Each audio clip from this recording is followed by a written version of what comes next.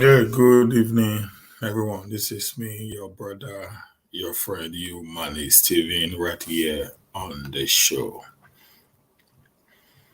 Please, as you are coming in, if today is your first time of being with me on my broadcast, please kindly just subscribe to our YouTube channel, Najawas YouTube.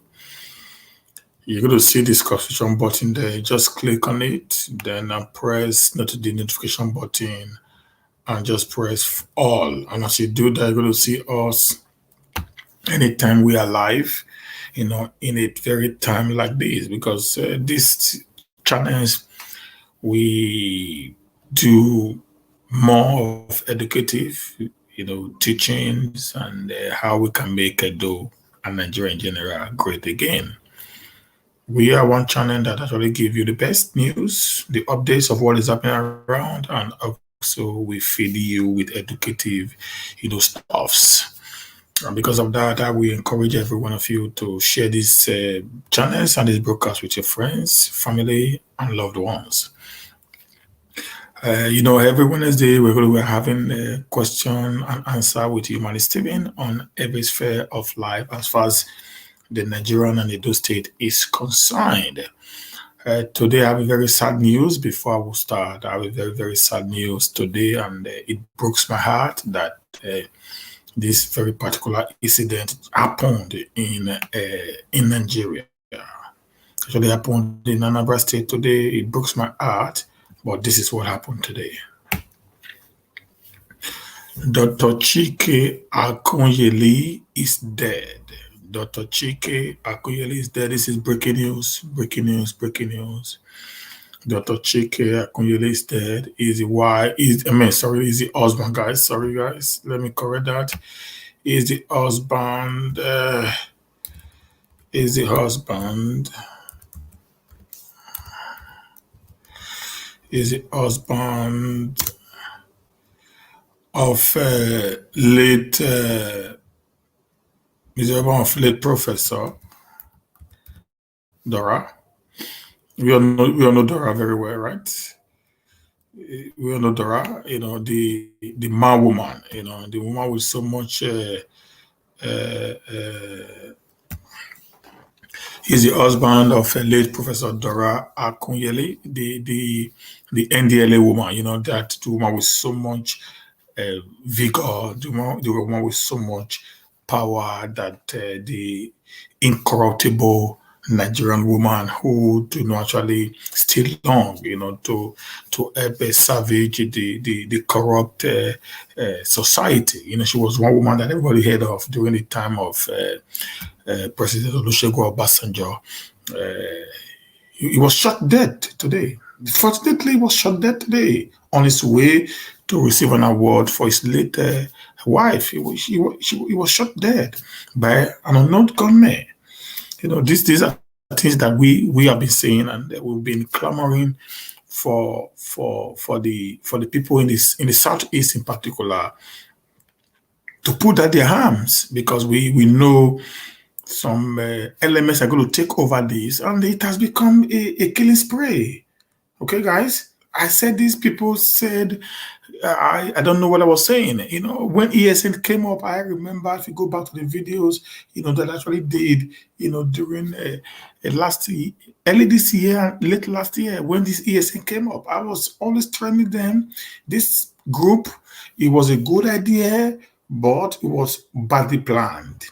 And I remember, like I said, I spoke to a lot of these people to say, okay, the best you can do is to liaise with your Southeast governors and officially make this ESN, what the law recognizes, so that some hoodlums, some criminals don't take advantage of it, to perpetrate, on untold hardship and mayhem on the society. I remember I said this, guys.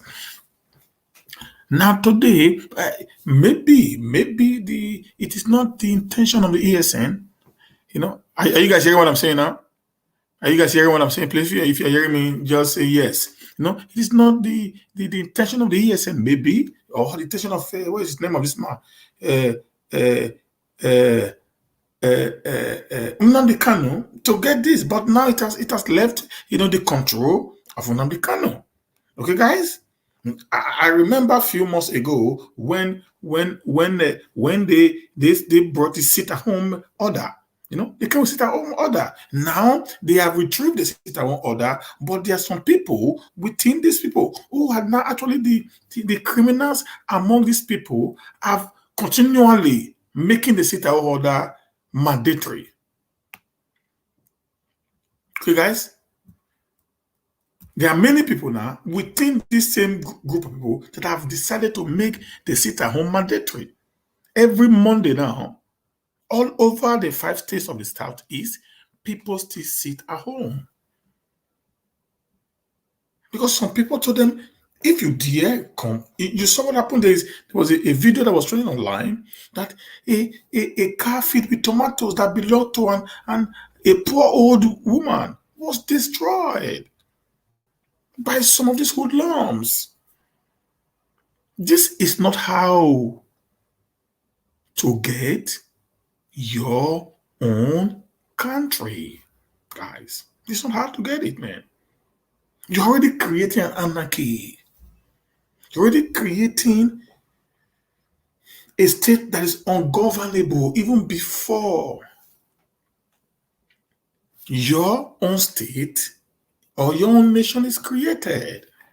In a thing like this, therefore, if even paraventure, sorry guys, that you are now given your state tomorrow, the state have been created to be ungovernable. So very many arms and ammunitions are now in the hands of the people who ought not to have had that opportunity. This will lead to self-defense and self-help, which will make the state or the nation to be created to become volatile to violent. So when some of us speak, it looks as if we do not know what we say. How can there is nobody that does not know Dr. Chike? This is an icon because of what the wife did while she was alive. The wife actually, put the Igbo nation, just like Dr. Ngozi, just like this other lady now who lives in America, and many others that have put the Igbo nation on a good map. Even in the state of a theater of war, there are some figures. There are some figures that can never be killed because of what they represent. This guy is not a politician. This guy allowed the wife to serve Nigeria, and it has put the Igbo nation on a very well-deserved position in the Committee of Nations. But he was shot dead, like every other person. It is painful. This is why we are crying today. Guys, giving hands to people that you can't control, this is what you get. Giving hands to people that you have not been able to profile, their background. This is what you get. A state of anarchy. He was shot dead right there while he was going to an event with 7 others. He was shot dead with 7 others. Is that what we need in this nation? I don't think so. Is that what the Igbo people need? I don't think so. Now, IPOB came out and said we are not responsible for the death of Dr. Chike Akunyele. If you aren't responsible as the watchdog of the Southeast, you must fish out the killer of Dr. Chike. The reason why you guys need to do that is to clear your lane. from this very allegation that's about to be levied on you. We know one time another Northern politician was killed in Imo State. You guys said you had no hand in it. Now another one was killed again. You said you had no hand in it. Now another prominent Igbo man, one of the best doctor in Nigeria today. I'm not saying the wife. He himself is an icon when it comes to the medical profession. I've been mourned we've lost another very important icon today in Nigeria. And the IPOB said they are not involved, but they don't have any hand in it. The issue right now is this, guys. If you haven't no hand in it, as far as the entire South is based on your claim, it's under the control and the supervision of the IPOB as far as security is concerned. Who are the people perpetrating this evil? Who are the people killing your people and other Nigerians in your own soil, giving you guys a bad name? This is what you guys need to start talking about.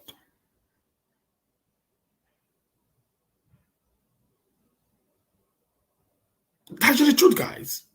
We need to start speaking. Who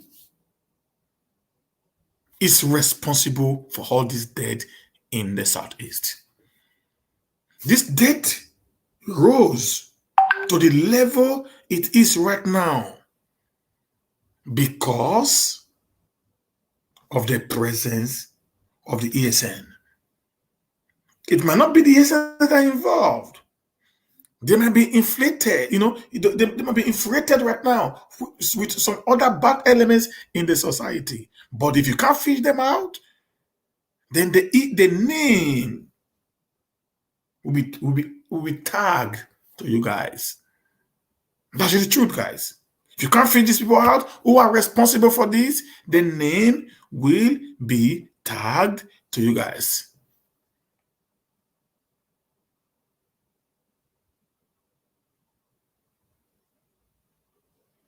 So that is why if you feel you're going to take over the responsibility of the East, do it perfectly well. Make sure every corner of your region is protected. Let your intelligence be of highest standard so they can be able to know who is coming into your country or into your region to perpetrate this evil that will be rubbed on you at every point in time when issues like this actually happens, guys. That's my take on that. I want to say rest in peace, Dr. Chike Akuyele. It's unfortunate you had to die this way, but I believe if there is a world after this life, you're going to meet your dear wife wherever you guys will part no more. But if there's no world after this life, like we all believe it to be, we'll say rest in peace. We'll always remember you for the sacrifice you made to humanity in your medical profession, and also for the sacrifice your wife made, to humanity, in a quest to clean Nigeria from all form of fake drugs and every other, issues, that actually, bereaved the nation called Nigeria during a time, of stewardship, okay, to this great nation. I'll say recipe, sir, and we condole with the family of the Akuyelis. We ask that you get the heart, the fortitude to bear this great loss. It's unfortunate, but it's an event that actually happened. There is nothing we can do. Every time to say, please take heart. God bless you guys. Tonight is question and answer time with Humanist. If you are here, I've received some questions on my WhatsApp. So if you have your question, drop it on the comment section gently.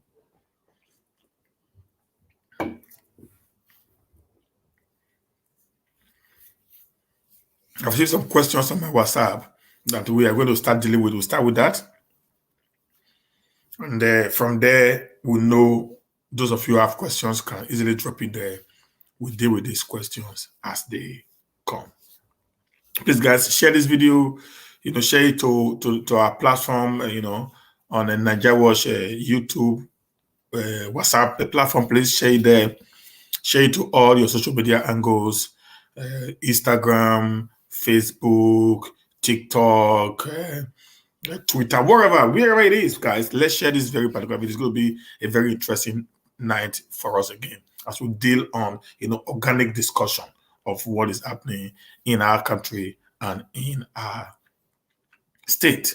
Okay, guys. Before I start with the question, I'm still waiting for questions to come in because I only have 4 questions with me or 5, so that might not be enough. So before I start with that, let me also go back to our program today. We had, on Governor Wike, Governor Baseke, and others. Their declaration, stance, and performance, and all that and that. During the call, we're calling in. I actually knew I spoke. I called in, and they made a very clear, statement about how many doses of vaccination that the government has to vaccinate the entire people. Listen, guys. Humanist Steven is a supporter for Baseki's administration till tomorrow. But what I'm doing now is governance, not politics. Okay? We as a people need to understand when to play politics and when to govern the people. During electionary periods, politics have been played. But when electionary period is over, governance comes into being. So in the time of governance, we talk to the government based on governance, not on politics. Okay? So as a person that said, okay, everybody should take, listen, Oredo alone in Edo State is close to 1 million people.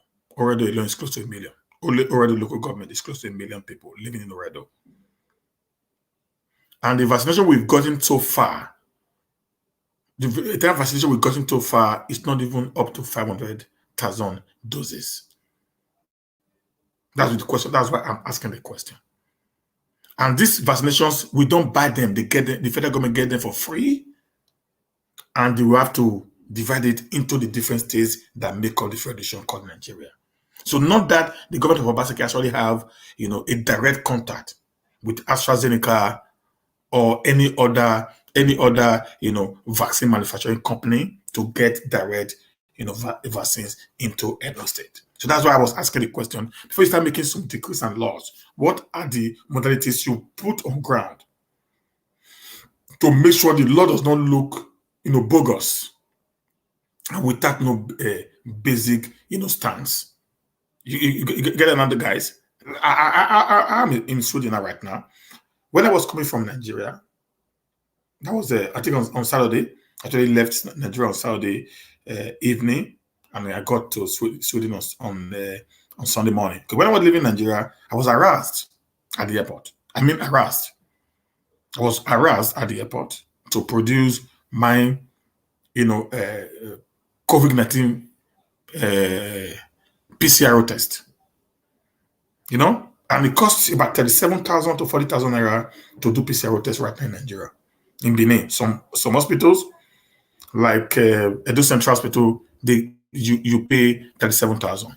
If you go to Lily Hospital at Okma, you paid 40,000. So I did mine at Lily Hospital because Edo Central was so jam packed. So I had to go to Lily Hospital to do mine at 40,000. I've traveled to Nigeria and back this year 3 times. So it means I've already done this COVID-19 3 times to go in and to go out. Okay, even when I was also living Sweden also, because the Nigerian government demands me to do a COVID-19 test, I also do from here. That cost me about 100 to 150 euros. Okay, that's not the issue right now. Now, but when I got into Sweden, nobody harassed me. All they just asked me to do at the airport, I was asked to do a test. At the airport, I was asked to do a test right there as I was coming out. I was asked to do a test. I did a test. And they ask you to go home and quarantine yourself for 7 days. And that test that I did, in less than 4 days, the result was out. It was negative. Then that was it. Simple and pure. These people are actually the one. AstraZeneca is a Swedish company. They're actually what they're actually producing the so-called vaccine. But they've not made it as if it's going to be mandatory right away. And the man said everybody's going to take it anyways. Yeah, we know. We know. That has been the plan from the beginning, that it will be forced on everyone. But now that it has not got to the point whereby everyone will be forced to take the vaccine. Why not? Why the government not go down a little bit, reduce its forcefulness in people taking these vaccines? That's my stand. Whether we are going to take it now or in the future doesn't matter. Like Kola said, my body is my right. I believe him on that. But your right also is limited to a certain point. But at now, since the availability of the vaccine cannot cover the entire Edo state, I don't think it is proper for it to become mandatory or compulsory. So that's my stand. And my stand remains like that. You guys know me. I don't shift my stand based on anything. I always stand on what I believe, and I'll just try as much as possible to explain to my people, to my followers, my belief. Okay? That's what I believe in. That's what I've stood for all my life. I don't force you. I explain to you. I take my time to explain to you why I believe what I believe. So that's why it's easy for me to sell myself to people, because I have the ability to explain, not to force. And that is the first quality of a true leader. Even in America, that most of us talk about today, there are some states today that have refused to make it mandatory. There are some people today that have refused to take that vaccination. There are cases in court right now in America of people, particularly nurses and doctors, that I said, because you are a frontliner, you must take vaccine. Some of them are in court today trying to fight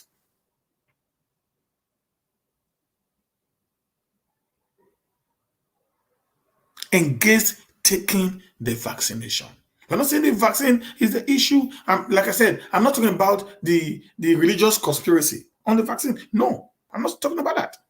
But I'm talking about you forcing it on them when you know you don't have the basic facility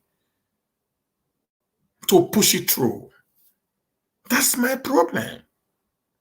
You're going to create a bogus bureaucracy that will lead to corruption in our nation.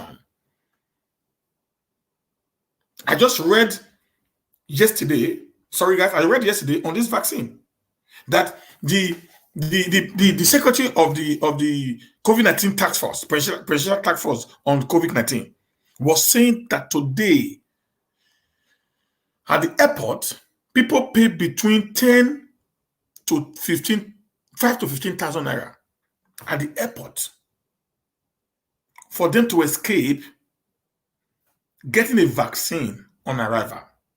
But I just said the one I did on arrival was, I didn't pay for it, it was free. As I arrived in the country, I was asked to just move into a cubicle that was already set. About 50 cubicles was set. We moved in, we did all what we need to do. We dropped it there, fill a form with our address, telephone number, and everything. At the end, an SMS was sent to us, whether positive or negative. Now, because the federal government had made it mandatory that on your arrival, after you've done one, on your arrival, you have to pay at the airport, or you have to pay where you are coming from before you get to Nigeria, before you can be allowed to go into the country.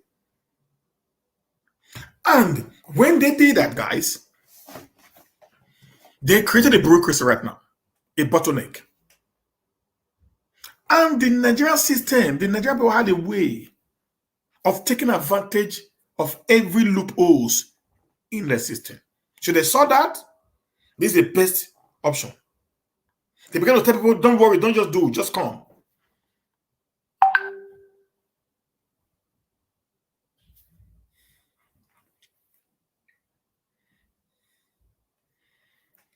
They began to tell people, don't just worry, just come.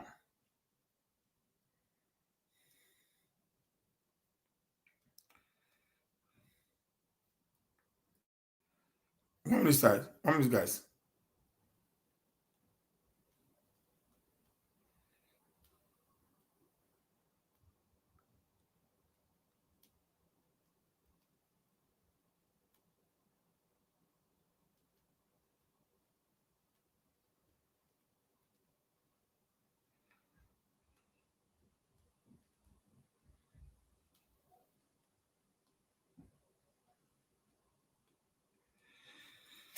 So they sorry guys. Just 1 minute, guys. I need to make one quick.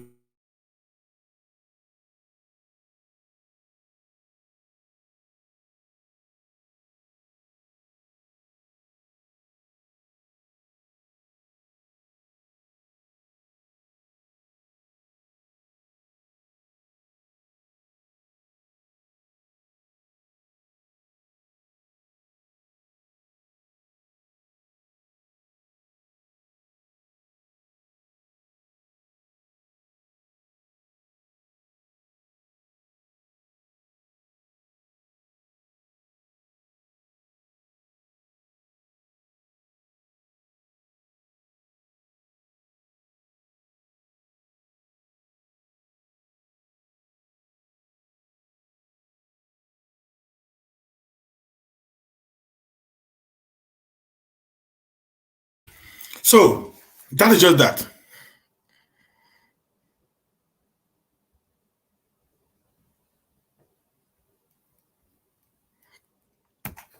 Yeah, somebody just had a question. He said, my question is, if you have the full vaccination, do you do test in Nigeria? Yes, sir. You should do test in Nigeria. You still pay for it.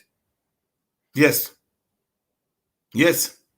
They told us you taking the vaccine does not make you immune to COVID-19. So you still have to do you still have to take you still have to do the test when you get to it. You do the test when you are leaving your country of residence to show them that you are COVID-19 negative, and you also do the test in Nigeria after 7 days of your arrival. Yes, you do that. So I don't know why. So these are some of the questions I ask.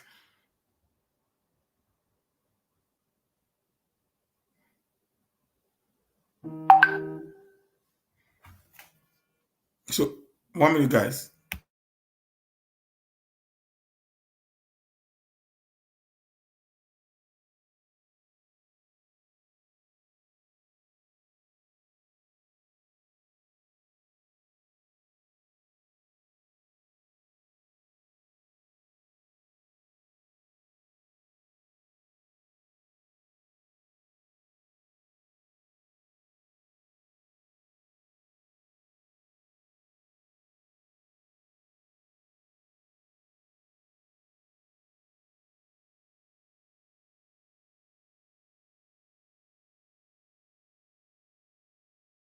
Sorry, guys. You will still have to do the vaccination when you are going in, and when you are going out from your front country. You show them. You still have to pay as you at your point of entry. Where they have it. It is all money making for the lab and some interested group. That's it. That's it. That's it. My dear sister, that's one thing I cannot tell now. Why are they doing that to fully vaccinate people? I can't tell that, because even when you take vaccine, they ask you to put on your nose mask, to wash your hand, to wash your feet, and all that and that. And at the end of the day, they try to separate you from the people who are not vaccinated. I thought before vaccine. This is my own take. Like I said, I'm not against the vaccine at all. Okay, I'm not against it. When my time is, I'm going to take, if I know it's workable. So I'm not against anybody taking the vaccine at any point in time. But my question is, which I've asked before now, why are the vaccinated people afraid of the unvaccinated? Why are the vaccinated people afraid of the unvaccinated? That has been my question, and nobody has been able to give me an answer to that. I have no issue about the vaccine. I have no problem about the vaccine because I know polio vaccine came, malaria vaccine came, many other vaccines have come to this world. But my question is this today: why are the vaccinated people afraid of the unvaccinated? It's a question mark that people are not asking. People are not saying. They just keep it quiet and said, "Oh, these guys are just being troublesome. These guys don't know what they are saying. And if you watch very, very carefully, guys, you watch very carefully, guys, just like one caller said from Scandinavia, from Sweden, he said, why is it that the people who are asking others to take the vaccine are the one that have already taken the vaccine? They're the one that is pressuring, fighting for others to take the vaccine. Why? Someone asked the question, and that's the question I'll be asking. You that took the vaccine, you're already protected based on the law. And do you know that today we're not having a test dose? Yes, we're not having a test dose. First dose, second dose, they only told it was first and second. But now they're not taking, now saying they're going to have a third dose. In Sweden, they told a friend of mine, a lady friend of mine here, she's actually my in-law, because the husband is my in-law. So she's my sister-in-law. She told her, you very soon we might have to go to third dose because the what's it called? The COVID-19 is mutilating, having different variances, and this vaccine cannot fight all the variances that is coming up. Yes. So who knows, we're going to take up to 10 doses.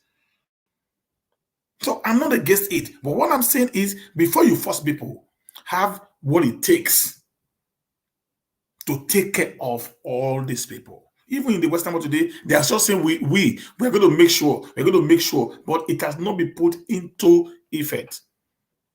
I went to the hospital when I came in. I was having some pains. I went there, but nobody stopped me from going.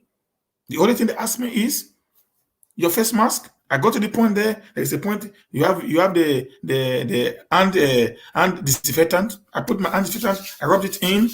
I went in, go sit down, and wait for my turn to get my doctor. And I was attended to by the doctor. Simple and pure. QED. I say, Rich. Okay, guys. So I don't have any problem with the vaccine. I don't have any problem with Governor Obaseki, but I have a problem with the modus of operandis of his operation on the vaccination. That's my problem, guys. So let's go to the questions. Let's go to the questions. Okay, let's go to the questions. I have question 1 here. This is my first question. 1. Someone sent this question to me. He said, do you think some people are being marginalized in Edo State in the area of governorship? Do you think there should be a rotation of power? So it's 2 in 1 question here. The first question was, do I think that the Esan people are being marginalized in Edo State?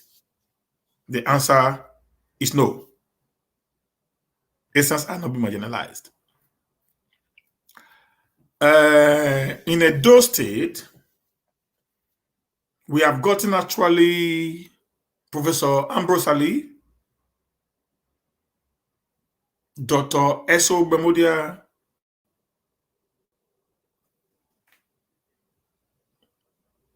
Lucky, Nusakai Benedion, Professor Osadime Osumbo, Chief Odigio Yegun, Comrade Adams Oshomole,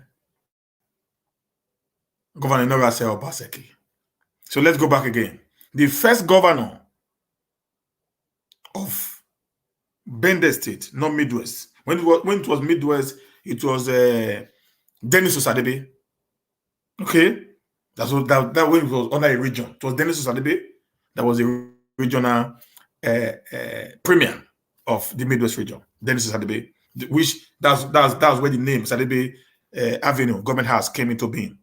Okay, guys. So we're not talking about that now. We're not talking about when it was a region. We're not talking about when it was not a state.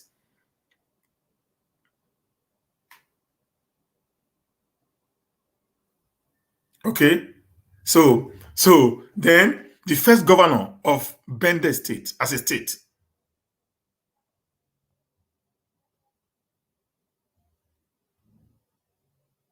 was Professor Ambrose Ali, which was an Ishaman. The second person that ruled Bende State was Dr. Eso Bemodia, which was Edo South man from the Benin. The first person that ruled Bende State was Chief Lucky Nosaka Benedion. The third person was Chief Lucky Nosaka Benedion. No, the third person was Chief Odige Oyegu of Edo South.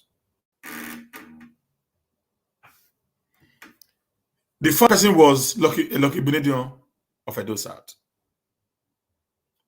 The fifth person was Professor Osalime Osumbo of Edo Central.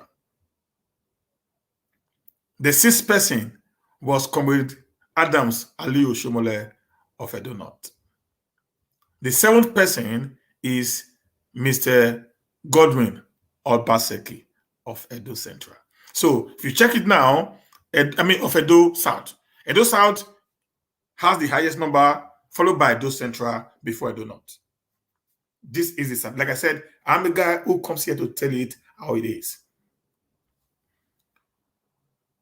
Eso Bemodia, Lucky Benedion, Oyegu, Obaseki, 4 out of 7. Osalime Osumbo, Professor Ambosali, 2 out of 7. Edo North, 1 out of 7. So it's 4, 2, 1. 4, 2, 1. But in this dispensation, who, by reason of this new Fourth Republic, who needs to have the next try of the governor of Edo State? I will say the next people that the battle will ought to fall upon is the Eastern people in 2024, based on what is happening as of today. In 1999 through 2007, an Edo man and a Benin man from Edo South, of the person of Nosaka Benedion, was the governor. Between 2007 to 2008, November,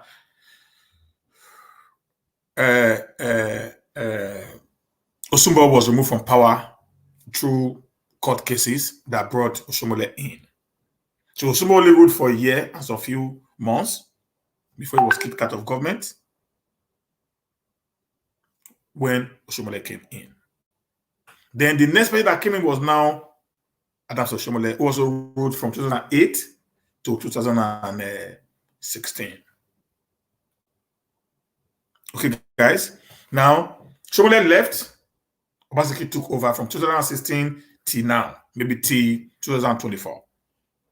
So by the virtue of that short break, after Edo, we have the Esan. After Esan, we have the Afemas. Now Edo has come again. So they're going to be like they are now the second round of this Fourth Republic. So the next people that's supposed to, based on equity, fairness, and justice, ought to be the Edo Central. Why do you think I support rotational government in Edo State? I've told many people here, Edo, the Benin people like the north of Nigeria as far as Edo State is concerned. I said this very many times. Among the minority states, the Benin is like the north in Nigeria. What I mean like the north, they have the highest number of local government in the state. They also have about 60% of the voting in Edo State based on previous votes. So it will be unfair for the Benins who have the Edo South to perpetually hold on to power just because they have the highest number. I believe in justice. So when I'm fighting for justice, I fight for justice for all.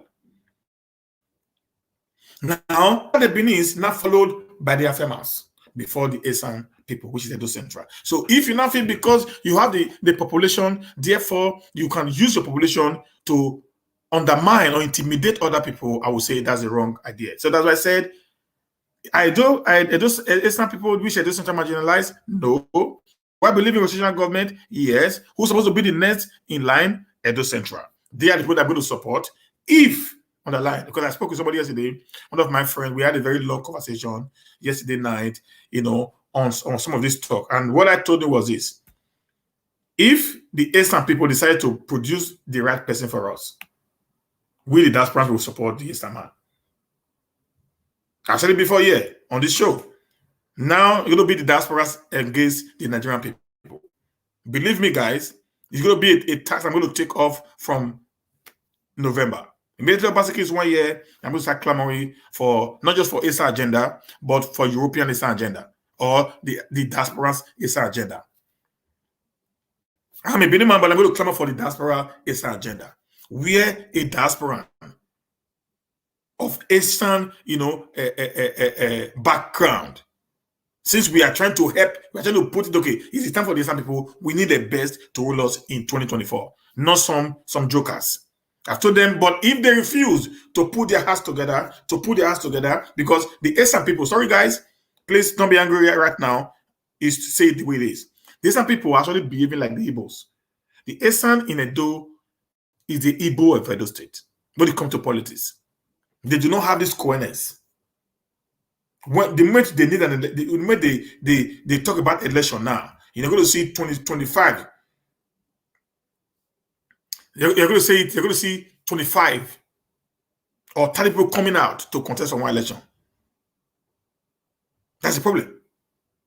I've told him yesterday, I said, guy, what you guys need to do is to put your house in order, to make sure that one person or two is brought out, that you don't create unnecessary war among yourself. Because when that is done, you give room to other ethnic nationality that make up the state to take advantage of it, of the war in between you guys, and want to play you, a very fast one. Just like what the North is doing to the South today. Because the division of the South, the Southwest, the Southeast, and the South-South, they not place on it anytime no electionary period comes to play.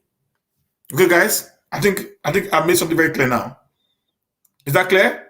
Please, the person that asked the question now, are you satisfied with that answer? Okay. Then number 2 question. So who are the Okareles and Owens, and what are their functions in Benin? Okarele is the head of the youth. That's what it means. The leader of the youth leader. That's what it means. Ohen is the chief priest, traditional chief priest of the deities of each communities. That's their job. Nothing more. That's their function. Okarele is the youth leader, which is supposed to take care of the day-to-day activities of the community, clearing of land, fetching of water, take of the path to the stream and to the main city, messengers to the Ojunwere or the Onoges. Then the Ohen is the voice of the gods, the high of the gods, also subject to the Noge and the Ojunwere, if any. But it's unfortunate today, these guys, this Okarele Ohen, and some Enuges too, have taken so much power, to themselves because of land, and they start acting as if they are not the custodian of the society. Like we heard in Usuluneo, where an Okarele was challenging an Enoge. It is out of play. Just like a commissioner challenging the governor. That's what it is. That's what it is. And Ohen is like a judge challenging a governor, a sitting governor. The judge only has power over the governor when the case of the governor is brought to the court of the judge. If not, the judge is subject. The power of the judge is defined within a defined circumference. So that's who the Owens are. The Owens are like judges in the traditional way. Their job is to mediate between the people and the gods, and also to carry the message of the gods to the people and the message of the people to the gods. And also, their job is to see when there are disputes in the society or in the community that goes beyond the ordinary high of the Ojunwere or the Enoge. The Ohen is called into it to prevail for justice. That was their job description in the old Benin Empire or whole Benin Kingdom. And that is their job today. But because of the monetary value on lands, they have so much, put so much power on themselves beyond what they ought to have gotten. Okay? They put so much power on themselves, they now become the law, the judiciary, the executive, and the legislature at the same time. They do all. They make the law, enforce the law, and they break the law. Corruption that took over. People were not supposed to be in the corridor of traditional powers and now be put there. And these people are not creating the menace that we are seeing today. Just like what we saw of this old woman that Jolly Owie, I think the Ohe of Ebiri, taking someone land, destroy the home, destroy already built house. The boy was living there.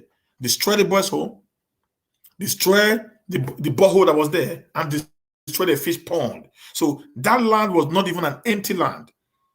A land that was bought in 2014, destroyed in 2021, 7 years difference. And the doctor who bought that land is the problem. The doctor who bought the land from Jolly Owie, Jolly Owie of Ebiri, is the problem.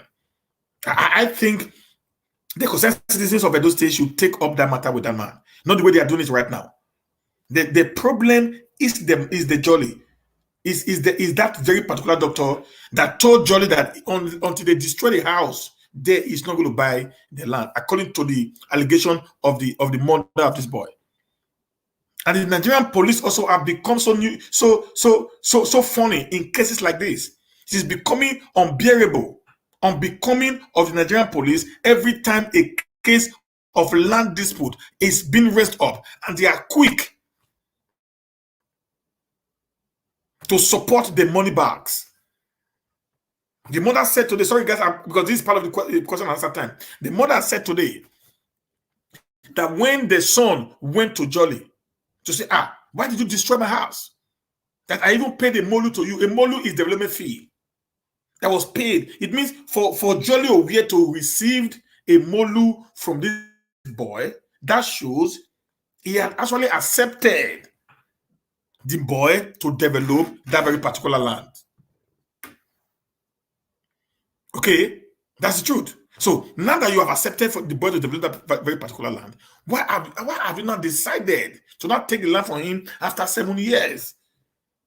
Maybe the time the boy bought land will be around 500,000, because the land has now appreciated to about 5 million. This man wants to now take this land from this boy forcefully, all for greed. And the doctor who decided to buy a land that has a house in it was not asking for the owner of the house or document to prove is actually worse than Jolly Owie. And I want the governor of Edo State to take this. The Edo State House of Assembly, it is time you post start hurting. You've actually killed the case of this Osh Ohen of Okoromi today. In a sane society, Ohen of Okoromi is supposed to be in prison. Jolly is supposed to be in prison right now. But because the poor does not get justice, so everything about the poor means nothing to you guys. It is high time we start speaking out.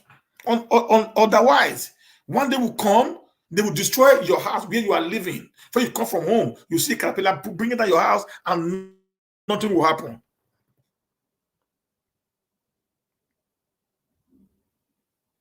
Listen, guys, let me tell you some story.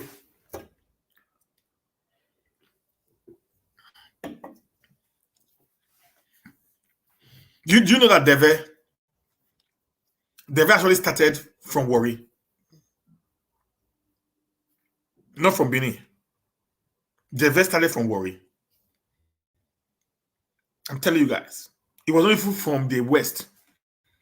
The Deve that they were paying to this youth actually started from Warri. Around early 90s. That's when development started. In the early 90s, the way was already winning Warri badly. Then in Benin, I know you can build your house. It's at 1992, 93. You could build your house, no youth comes in. You only cook for them. The molu then was even food. I still remember when Tom Line came to our street, in the Yomanos street, off Lagos Road, by Osulu Guest House. When Tom Line has a house there, When we were building a house there, we all gathered to eat a molo. As at 1992, when it came there, we all gathered to eat a molo. I can still remember that vividly. But when I left Benin for Warri, I was surprised that people were being beaten to pay development fee in Warri. That it was not happening in Benin. But a few years later, some of the Benin boys who were in Warri came back to their community and they incorporated this old idea. That was all brought by the CDA.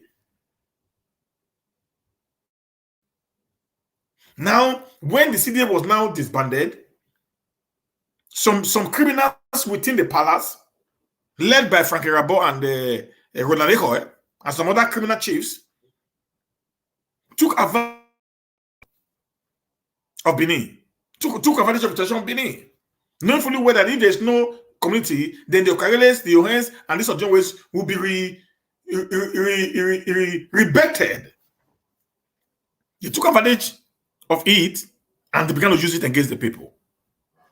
So first, I'm not speaking to them because we feel we are not in Benin after what it concerning. Bros, it go get to us our tongue. Also, bossy Beno.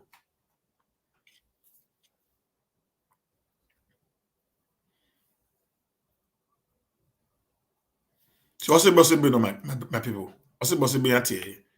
So that's why we that have the voice now, we should be speaking against these people. Because now, turn by turn. I can promise you.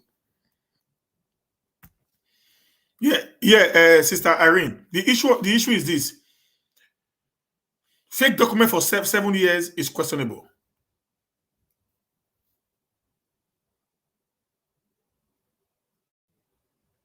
Fake documents for 7 years is questionable. Somebody cannot say land for you for 7 years and he built a house and he was living there doing his business in your community on your land.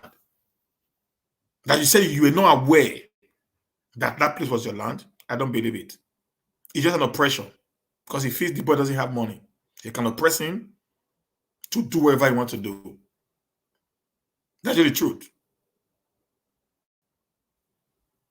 If that land belongs to someone that has money or a politician, I don't think that is going to happen.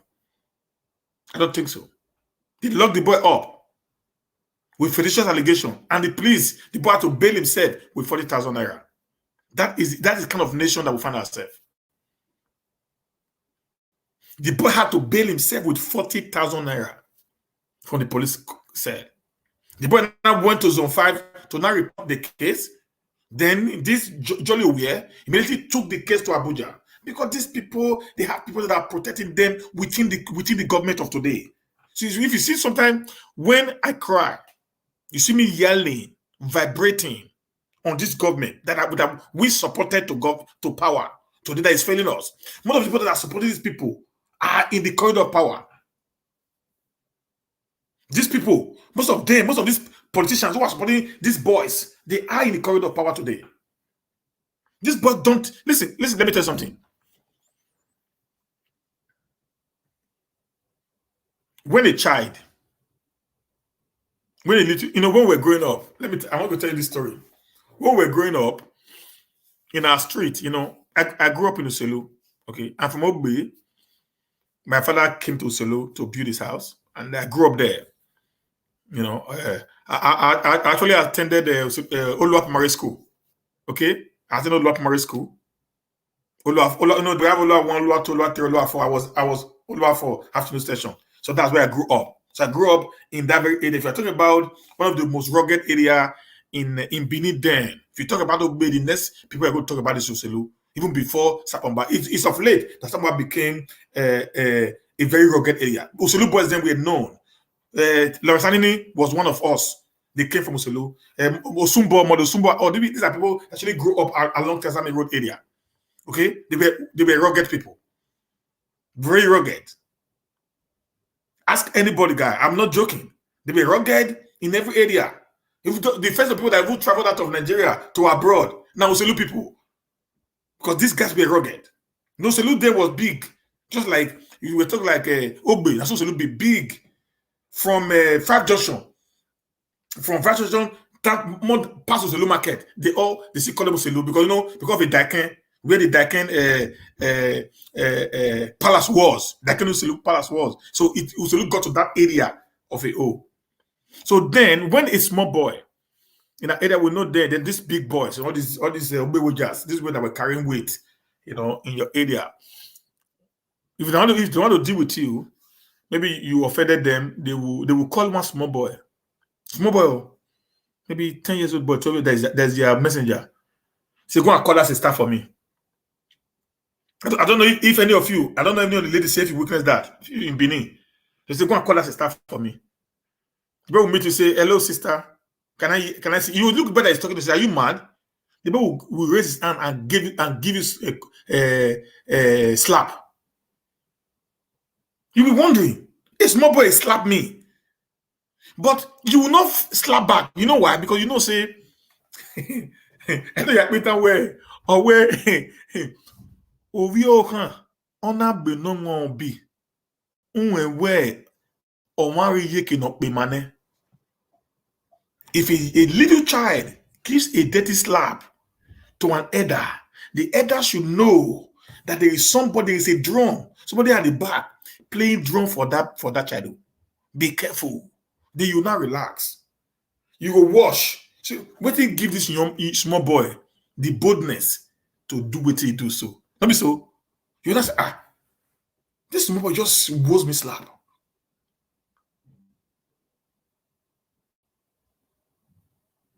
You know, this you will not relax to start thinking, waiting why this boy give me slap. That's what these Owens are. These guys are nobody in the society. You don't have any political power. You don't have any economical power. You don't have any social power. But there are people who are backing them up to commit the crime. So when they commit this crime, all they do is to run to these people in the corridor of power, politically, the political power, not even traditional powers. I can bet you that. But the political powers. They run to them and say, Baba, I've done this. And I think the person I have matched is toe has taken up a legal case against me, which is now above what I can do. The people, their sponsors, their godfathers will now make a call to the authority who's supposed to have been the one to protect the ordinary people. I said, that boy is my boy. What happened? Then the police will not narrate the incident that happened to them. They will not tell him,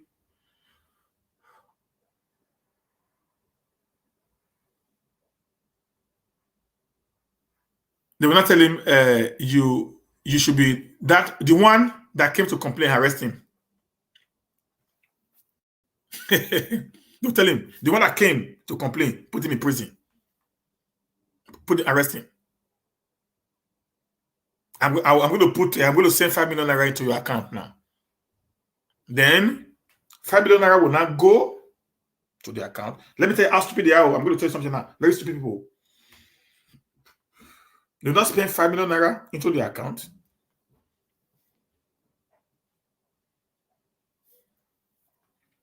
Then they will not pick the person who was innocent and leave the guilty man to go. And do you know the most funny part of it? This bunch of idiots are ready to spend 10 million naira to protect a 1 million naira case. That's it. These people are ready to protect a 1 million naira case with 10 million naira. Sometimes I try imagining what is the problem. This Joy Obiena went to State CID and picked that young man that owns that land up. Lock him up. The guy bailed himself. The guy dust himself up. The guy went to Zone 5, which is which is the area command, to make a report. Immediately, Jolly now ran now with the case to Abuja. Because the AIG is already aware. So you have to now go to the IG and the boys. And who is giving them this power? These are all touts in Benin. These are all touts in Benin. But because they have one guy or two politicians who actually needed during election. Listen, do you know why they protect these boys? It's for election. You scratch your back, I scratch your back.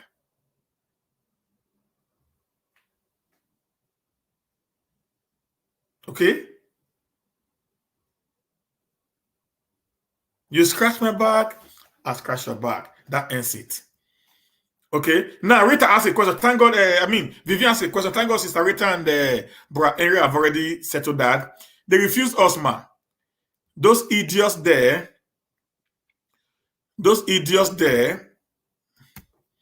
Mr. Sylvia, a question. I'm not a politician and do not follow the idea. I like to know if we in the diaspora vote or have ever asked us to. My dear, we came up, we fought to have a vote just the way other developed countries are doing. Like in America, people in the diaspora, they vote. They go and vote at their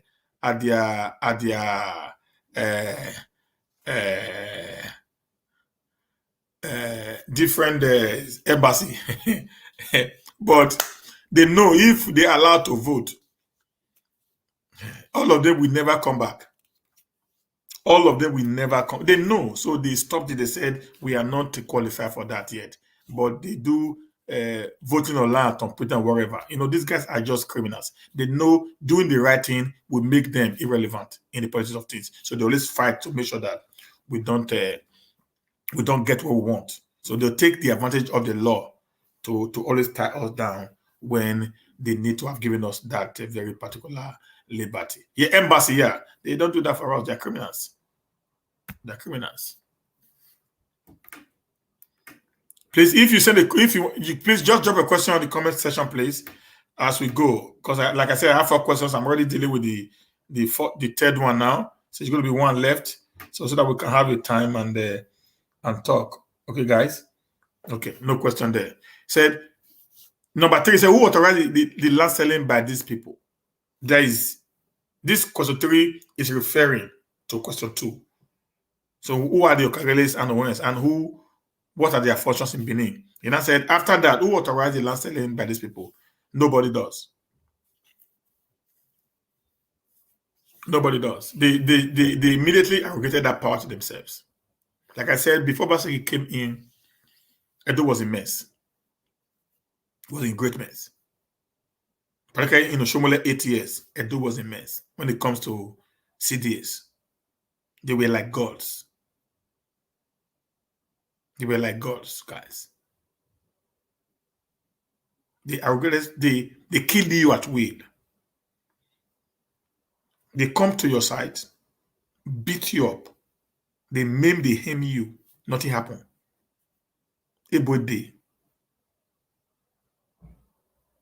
yeah.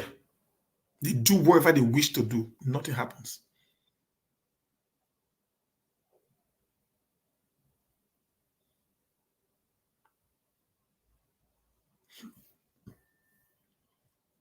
And because of it's that time when they were under CDA, they registered themselves as an association. So they took over the control. Like Sister Rita said, these guys are actually used for elections. So our political gladiators will leave them because of the benefit they're going to make from them. They know that they are doing evils, but you just keep them there because they know these guys will be used. Will be used.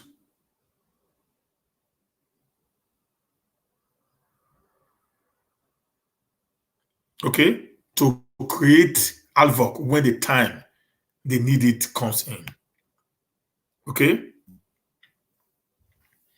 and When they took over, they forcefully, it was a coup. I said it before. The CDA plotted a coup against international institutions in Edo State. They played a coup. So what you see today as Okagela to win, these boys were actually the CDA's chairman. Why it was CDA, they just metamorphosized. They only just changed their clothes, the regular, the same people, the same character, the same attitude, no difference. That's just the truth there. The only thing they will not have the backing from people like Frankie Rabo, Ronald Dehoy, and some other few criminals chiefs in the palace. Then before, they only had the political backing, not each other backing. Okay? But with the moment Obaseki came up with this PPP law, which I'm going to explain based on the question that was asked by Sister Rita, then they now have to also get another link again at the palace to now back up. They now have both the traditional and the political, backup to now perpetrate their evil against the people of Benin. So nobody actually gave them the right. It was a coup d'etat. The authority to sell land was vested on the Oba of Benin as the custodian of the lands in Edo South. The Oba of Benin therefore subletted those powers to the Iniges of each dukedom in Edo land. Then the Nige also subletted those powers where there are no Iniges to the Ojonweres of those quarters in Edo land. So where the Ohen or the Okawele actually had the legal right to sell lands in Edo. Not in the Benin tradition, neither is it in any law in Nigeria or the bylaws in Edo State or in any local government in Edo South. They had no power, but they just took over the government, overthrew the people, sent the people into exile, kill as many as they're going to do, put terror in their mind, and made the chief to become subject to the authority. That is a coup. So I'm going to say clearly that the people actually plotted a coup against the tradition of the state. Like I said, there is a community along that airport road. No, along that ADP, down. I don't want to mention the name. The boy told the Ojonwe not to ever come back to the village. The Okarele appointed this Ojonwe in that community. It was the Okarele that appointed the Ojonwe in that community. Then the Okarele now told the Ojonwe after he had been able to buy over the youth that he should never come to that community again. If he dare it, he's a dead man. I'm not going to mention the community. Most of you know this community I'm talking about now. The Okarele told the Ojonwe, if I see your leg in that community, you are a dead man. The Ojonwe ran away as I speak to you. He has never gone back to that community again. Now I say, Stephen, can you explain this PPP law by Obaseki? The PPP law is the public-private protection law. Public property protection law. Okay, that's the PPP law. The PPP law was actually enacted to protect us from what we are seeing today. But the problem is, the enactment of the law worked for some few months in Edo State.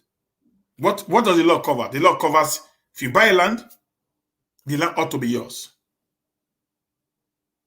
Okay, and when there is a dispute on the land, the PPP panel will not be the one that have to do investigation into the cases. Now, in 2017, when this law actually came to be, it functioned very well when the retired Inspector General of Police, Ariasef, was the chairman for a while. We'll say for a while. The reason was the members of the PPP law, 3 of them, which I'm not going to mention their name today, was actually the chairman of land grabbers in Edo State, in Edo South, in Benin. They were actually the kingpins to land grabbers. They were the leader, people that actually lead these people that are backing them. The 3 of them were actually in that very particular PPP panel that was set up by Obaseki. So that makes the panel to fail. So anytime people come into the panel to present their case, They actually mention one or two of these guys in all their cases. And that makes the case to become a little bit difficult for anybody to judge. There were a lot of, rigmarole on the case based on what some individuals who within the corridor of power were doing. That's why I said the problem we're having today in Edo is actually politically motivated when it comes to these Ohens and these Enoges and these Okareles. So that was actually what reduces the power of the PPP. And when the retired commissioner, retired general police, and they said found that the thing is not working, the man became a little bit tired. And the shot that was actually in that very particular, sorry guys, the shot that was not that very particular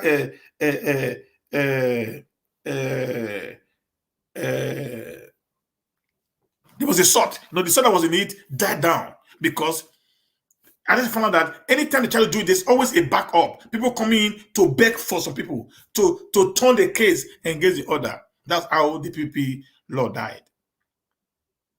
Then we now have the 2021 as amended. And the problem we are after today is this: we don't know why basically have not actually constituted the PPP committee right now. We don't know why. Because there are things people say, oh, it's because they have a problem with the PDP. The problem with the PDP has nothing to do with PPP. PPP, the people there, because everything about Nigeria is only political. For you to constitute a committee, they will look into issues that are essentially bordering on the safety and security of the state. You play politics with it? I don't know why. He has not considered that committee as we speak right now. It's over 3 months right now, or 4 months now, since he has signed that law, that bill into law. We expected by now the committee would have been working based on the numerous complaints that we are hearing on social media over the land issues in Edo State. The Nigeria Watch have actually submitted over 100 petitions to Edo State House of Assembly and to the Edo State Government House. The Concerned Citizens of Edo State actually submitted over 100 petitions to Edo State Government and Edo State House of Assembly. Now we don't have a PPP committee to actually present this information to based on what is happening on ground today. And the Edo State House of Assembly and the Edo State Government House, they are doing nothing on these cases that we are presenting before them. So that is actually worrisome to some of us. Okay, people can hate me for saying the truth, but I don't give a hoot about that. For real, guys. I told them during the election, I will only support you. I will only support you. So when you do the right thing, I told them before during the election, I made them understand that Stephen is not one person that is going to just come and say,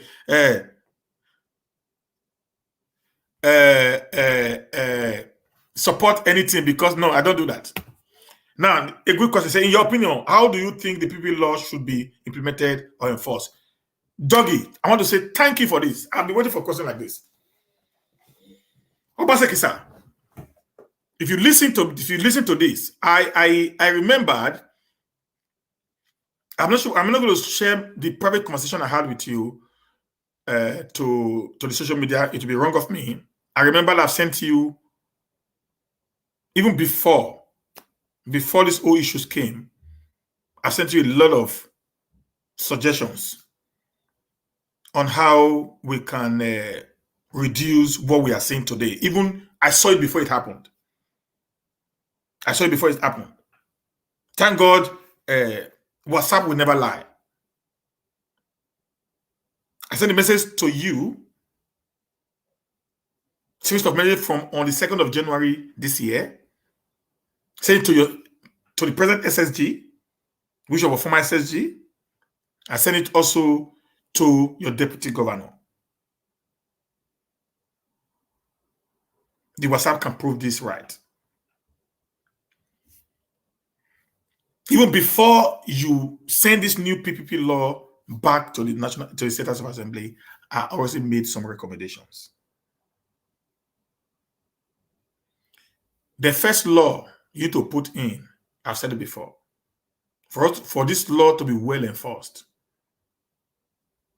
each community land must have a beacon that will be registered either with the urban land planner, the Ministry of Land and Survey, or the Edo GIS, any of the three, based on what you think will be workable.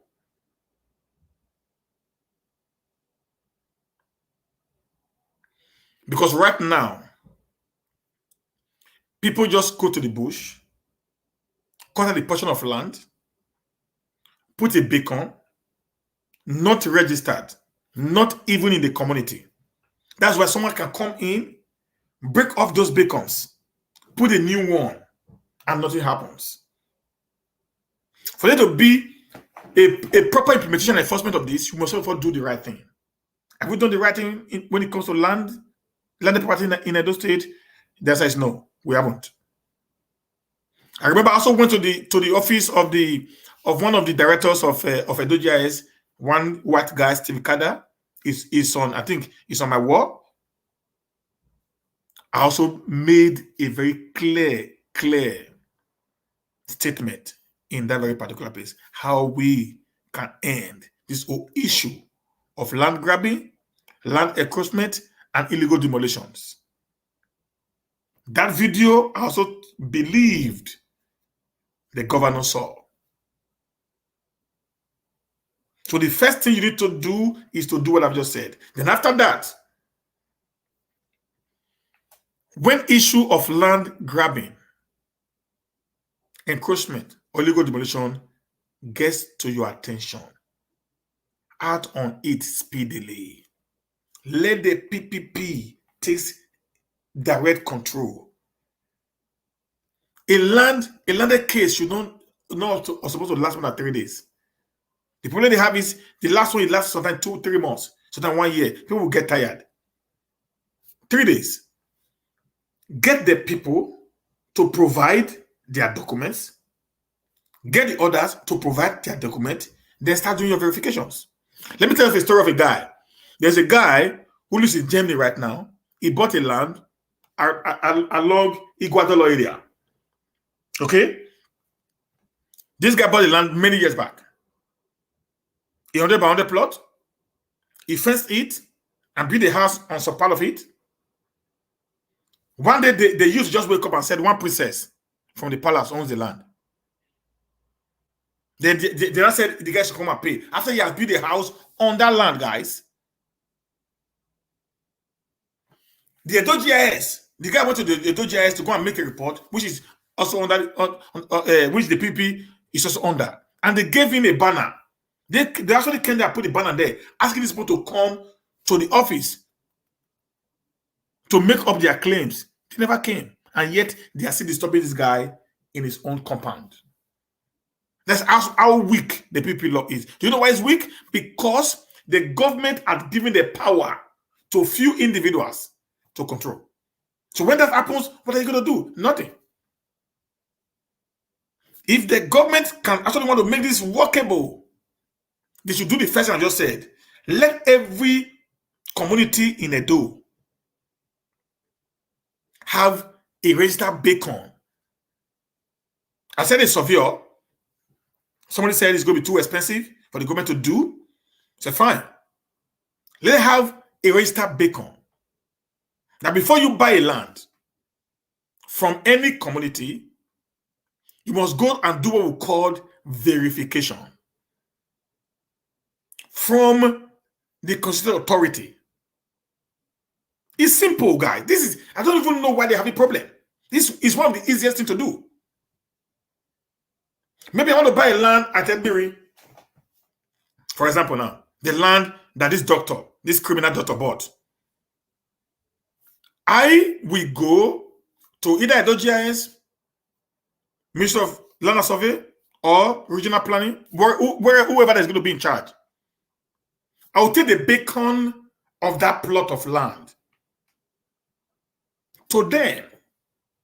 When I get there, I was okay. I wanted to buy it. I want to know if this land is actually free from every dispute.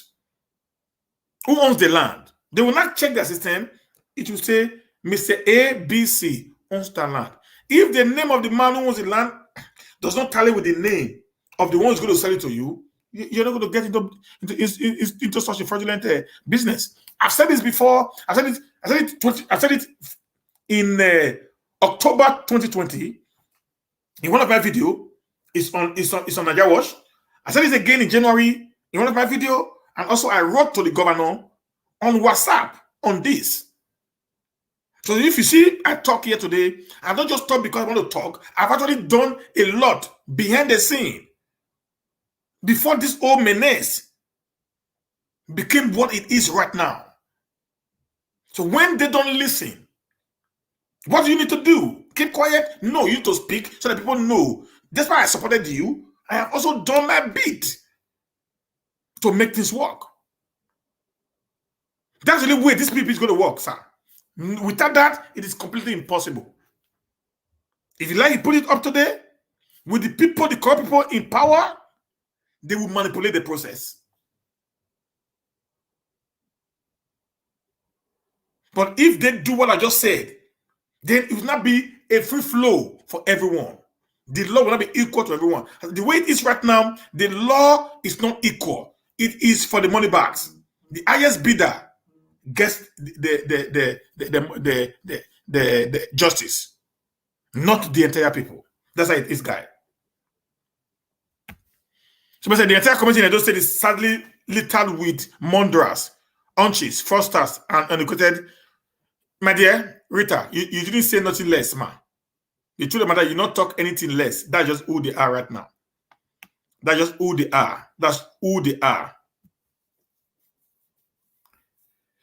That's what I'm saying. That's what I'm saying. Because it's easy when there is an electronic database. That's just it. No, ma. This one is not AIDS. This is a direct number, sir. Ma. I have the general one. This is a direct number. This is a private number, ma. That I can verify 100%. That's the private number. It's not the AIDS. The receipt. Sometimes he has replied. One or two occasions during the election, he does reply. Just that sometimes you don't care. This one, this na paper. All this on a paper now. All this one, this on a paper now. They do. You not get what they do. You know, this on a paper they do. Now they do.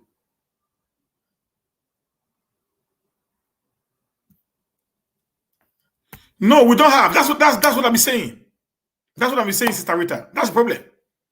We don't have any proper database of land use and land for sale. No, we don't even listen, guys. right now, I run an estate right now that I'm working on. I've acquired some portion of land in Benin City there that I'm working on. Now, the first thing I did there is to map out all the lands that I bought on the 100 by 100 with beacons. Okay, right now we're already creating a database for those beacons right now in our own private database. Now, the moment you buy a land, the beacon is measured. The name of the owner of the land, based on the deed of transfer, will be computed into that beacon number, and the beacon will just go off. That land will just go off. It's no more for sale. If you just if you type it in again, you're going to see the name of the man who owns it. No more for sale. So some of the things that I spoke about, which the government did not do, is what I'm trying to replicate, in my own little way, in the little job that I'm doing right now. These are easy. It's not a rocket science. They're so easy. But they don't want to do it, because if they do it, the corruption will end. Do they want the corruption to end? They say no. If they take power away from these boys, who's going to fight election for them? That's the problem we're having today. They take power away from these criminals. Who are the nuggets you're doing waste today? Who is going to take, who will now help them to fight? Who will not help them to fight during the election? That's why they are making sure that they keep the old them. Anything they do, they try to cover it up. Okay, guys. Let's look at the last question I have today. He said, why is Obaseki nominating some local government chairmen instead of conducting elections? I don't know. I don't know. I said it. I am against this system where a governor is has the power to appoint a critical committee to run a local government, but the president does not have the power to appoint a critical committee to run the states. I don't. The guys who made this law, this 1999 constitution, they are a bunch of non-entities. They are educated saboteurs. Okay, guys? When I was growing up, the local government election is being conducted the same day the state government election is being conducted, the same time. The same time. All the elections is conducted the same day when I was growing up. I remember in 1992 when I participated fully in election in Edo State under the NRC and the SDP. The local government election, the councillorship, and all the election is conducted in one day. Everybody is independent of themselves. But the people who actually wrote that very particular constitution, the reason behind what they wrote is why we can't actually understand. The truth of the matter is this, guys, let me be frank to you. The governors have more power than the president. We just cry. We just cry. The governors have more power than the president in Nigeria today. The only time is the president have actually shown that they are president is when a military man like Obasanjo and Buhari is ruling. That's the only time. If you see during Jonathan time or during the Jagadwa time, you saw the governors having power. They speak. They hold the president to ransom. It's only when you have these two military men who came in and used the military force on them to suppress them. How can a governor allow a local government, elected local government tenure to expire? Some of them, they even sack local government too. How do you know? In some state, they will sack local government, elected local government chairman. They will sack them. So governor, they will dissolve it. They will dissolve a local government elected body. They will dissolve it from their office. They will just dissolve it. I think, thank God that Obaseki even allowed them to end, but he had refused to conduct an election. Rather, he now appointed technical committee or administrative, whatever they call it.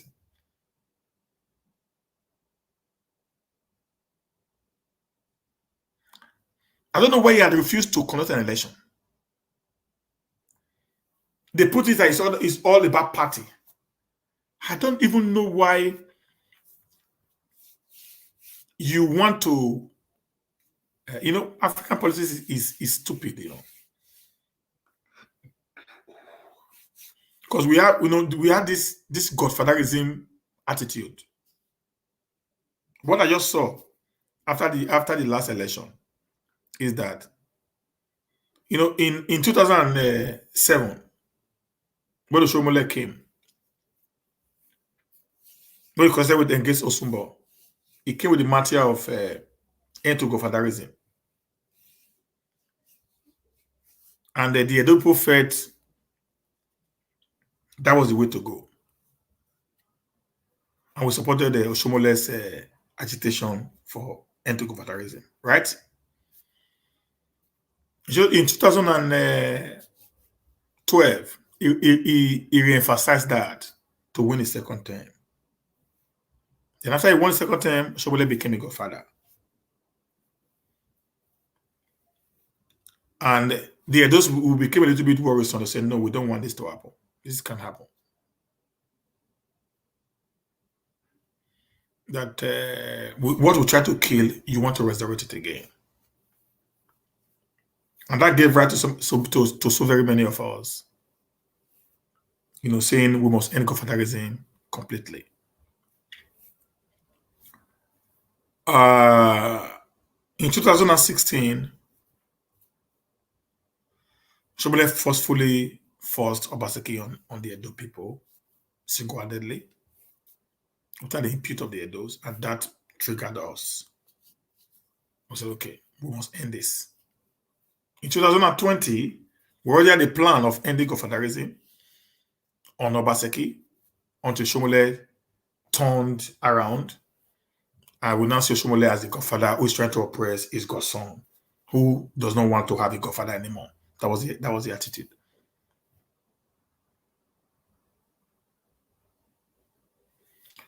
And at the end of it all, we now found that everyone, the way they get to power, they want to consolidate their position to be a godfather. That's what I just saw. From the presidency. The way they get to power, they fight tooth and nail to control the structure. They fight to control the structure. That's on ground. That's what they do. They fight tooth and nail to control the structure. And what is that? That's godfatherism. One of the reasons why Obaseki have not done election is because he had not been able to head on to the structure of PDP in order for him to allow his boys to become local government chairman. That's all. Nothing more. I don't think there's any other issue because they said it's party issue. They've not been able to collapse the already existing structure of PDP so that they can be able to form a new structure. So therefore, elections cannot hold. My question is this: what are that going to do with you holding an election? What if the president says the election in the state cannot hold because he has not been able to collapse the already existing structure of his political party, and you now put the entire nation on a state of emergency?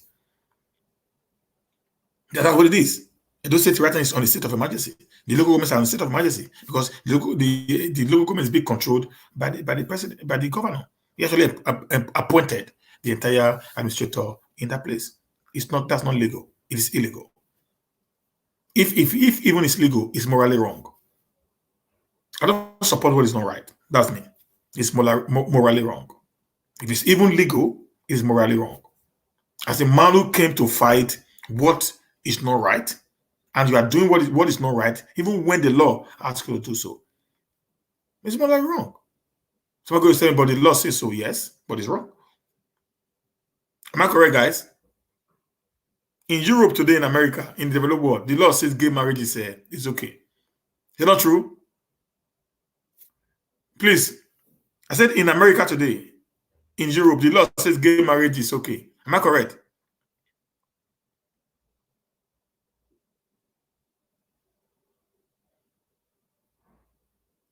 Am I correct? Can somebody ask me that? The law says gay marriage is okay in Nigeria today. I mean, in Europe and in America. Is that correct, guys? Can I get a yes or no?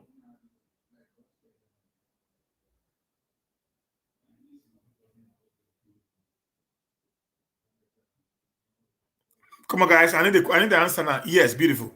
Now, how many of you will allow your daughter or your son to be a gay? Because the law says so. Because if the law says it is right. Is that not true? So how many of you will allow your sons or your daughters to be gay or lesbian? How many? How many of your son will allow? How many of you will allow your son or your daughter to either be gay or lesbian, to be homosexual, or even transgender, or even cross-dresser? How many of you will allow that? If you are, they say I will or I will not. Let me hear that.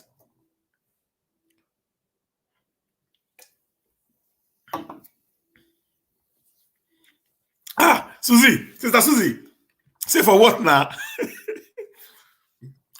Only Sister Susie, now they say no. Every other place they say yes.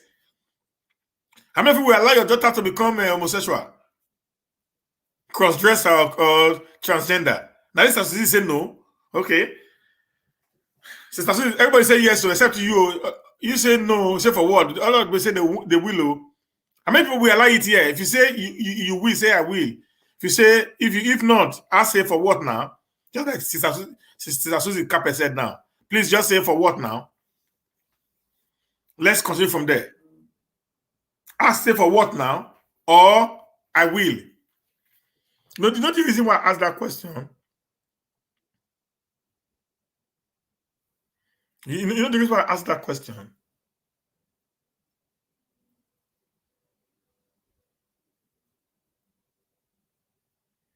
The reason why I asked the question is because the law of the land where we live said yes. But we know morally, that morally it is wrong. So there is no way we're going to accept such a law in our lives. Even when the law is trying to paint it to be good, there's no way we are going to allow that to happen to our children. Legally right, but morally wrong. Thank you, ma. So that explains my point. So sometimes when I talk, what the government might be doing might be right, legally right, but is it morally right? No. Even when it's legally right, you must look at the moral aspect of it. Being that as an African, we are moral people. We are religious people. So what is happening? Is it right or wrong? So even if the law permits the governor not to conduct election in his local government, but is it morally right, knowing fully well you are now operating on what we call a unitary system that you are fighting against from this federal government? I do not like Buhari at all. You guys know that. See, one president I don't like at all is Buhari. But if you want Buhari to treat you as a state, as a federating unit, you must treat your local government as a federating unit. Do you know why today these guys don't question our local government? Today, do you know why? Do you know why they don't question our local government, chairman? Because they are not independent. When they bring money in, these guys take half of the money and give them the rest. So that's why when they leave government, they don't do anything. That's why they don't do anything. They don't care. Nobody question them. When I was growing up during SO Bermudia time, because I actually met SO Bermudia time, I met Ali, Regime. Then I was still a little bit young, but SO Bermudia time I already knew what is the difference between good and bad. During Ali time. Yeah. During Ali time, they grade our road every December. All the roads then, they were not tied. They grace our road every December. All the roads around my area, Jabalosa Street, Oro Street, Oro Lane, Obebo Street, and all those joint streets, Egbayo 7th Street, they are being graded every December.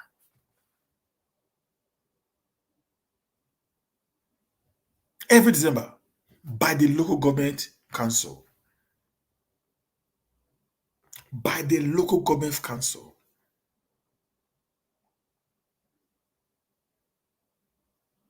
Then our local government, even our councillors, I remember them in 1992 when we voted one of our own to become a councillor.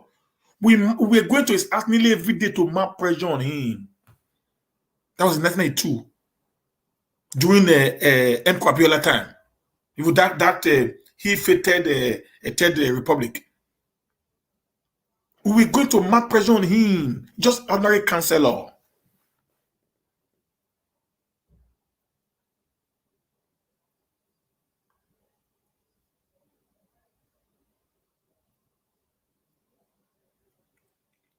Okay, guys.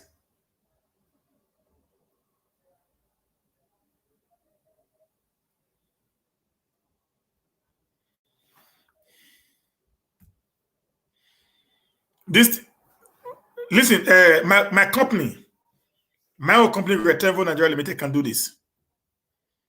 The government doesn't want to do anything. This doesn't even cost anything. We can manage this. We can do this. This we can do. Retevo can do this. I'm 100% sure my boys can fix this. I'm not trying to advertise them, but I know my boys can fix this. We've done things bigger than this, but the government will not do it. It is not expensive as they think. These are just easy things for us to do. My boys can fix it. If the government decide to put the right things in place so that all the lands in the community will have their database, their beacon numbers, this can be fixed. The way it's being fixed, it will not be captured by a drone. These are easy things now. Listen, do you know that if you want to know, they have this thing. So all the government reserves in our forest, they know they have it. The government reserves. If you encourage, how do you know that you encourage to government reserve? If you go to a ministry to not do a survey for a land, for a plot, they're going to check. Do you know that this place is a government reserve? How do they know? Because they understand it. They know it's already there. It's just greediness on the part of our people, not being able to put this things right. That's your truth. One of the easiest things to do. And it's not as expensive. It's a software development, not even hardware. It's software. Just that be created and be managed by experts. But because of the political whatever in Nigeria, you don't actually get things done the right way. That's the problem, sir. Okay, so you understand what I'm saying now? I don't know why. It's funny, and I'm not too happy about it, but there's nothing I can do. Yeah, he said that technology will make everything easy and stop all this land grabbing. Some way technology can help with security by use of drones. Yes, ma'am. We said it. I've said it many times. I even sent a private message to the governor on Mr. Senege. This Edo State man in the US who is actually making all the drones for these people. Okay, I've sent it. There's a lot I'm trying to do just to make things work. The best I can, guys. That's the best I can do. Nothing more than that. So I'm not just coming here to talk every day. Even as I talk, the little I know, I make it bold, no and clear. I have a lot in place that can change the entire narrative of that state. The problem is I might not have financial capability, but I do have some things upstairs that I can sell to actually promote a better Edo. Yeah, Osemigi, Dr. Sade Osemigi, doctor. Yeah, I know. Yeah, I sent it to him. His name. Say go him. Try him. You live in America. These are people we need back in Edo. I did it. So I'm doing the little account, guys. And even in the little estate I'm doing now, if you follow me on Facebook, there are a lot of things I put in place.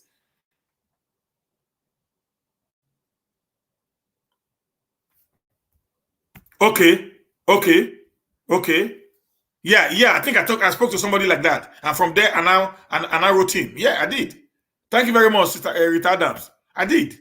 So I'll be doing my best. I'll be doing my best. So I don't know why they have not acted. I don't know. I can't see anything. So I just do the best we can. I just allow them to do the rest. So I've not been keeping quiet. If I get any suggestion that is workable, I send it to him. Because I want the best. I want the best Edo for my people. So I don't know. Like I said, if you follow me on my Facebook page and see some of the write-up I put in place for my proposed estate, you understand what I'm talking about. Why I'm doing that right now. Why I went into this estate thing? It's not because I really want to do that. You know, I just find a way to tell my people some of these things that these people look impossible today. It's easy to do. That's what I'm just doing. That these things they want is easy to do. Guys, I can tell you this. That's what I'm doing. What I'm doing is easy to do. It's not even a rocket science.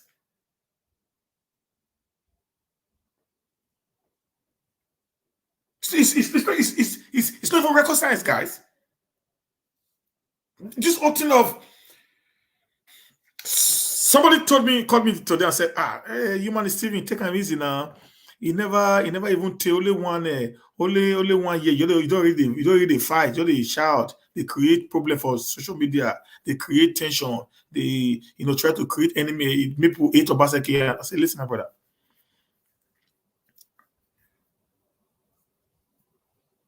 Chief Adun,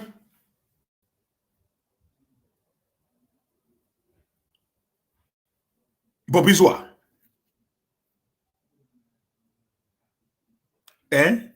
have over 400 houses. Over 400. One man. How does he coordinate that? You think that man was building one house every year? If you build one house every year, there's no way he can build 400 houses in his lifetime. Okay? If you build one house every month, so it means he will be going to build 12 houses in a month. So you're going to see how many years it will take you to build the 400 houses he was building.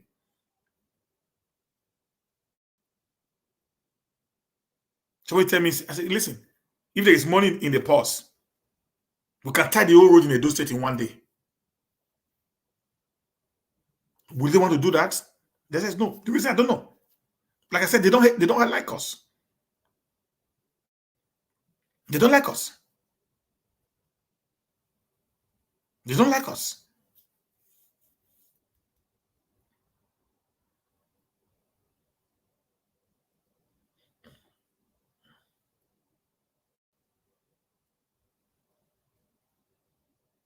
They don't like us.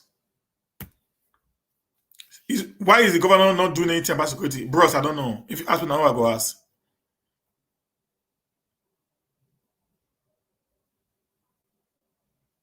If you ask me, now, bros, I don't know, man. And I don't know. That's what I'm saying now. They don't care about us. These guys, they are secured. But they just forget that Dr. Chris, Dr. Chike, the husband to Dora, you don't know when it's going to be your turn. These guys can go anywhere and do whatever they want to do. Leave a legacy behind. In 4 years, Ambos Ali did something that we are still remembering him for today. In less than 1 year, Esobo that did something that we are still remembering him for today.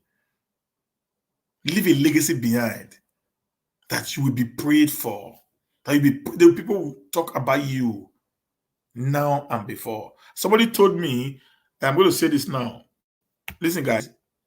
Sitarita knows that Baseki is my Oga. Rita Adams know that, so he knows. But somebody said, what did he say? Oh, I forgot what I was saying now. There was something that somebody said, and I said, for you to actually do the right thing, you must have the will to do what is right.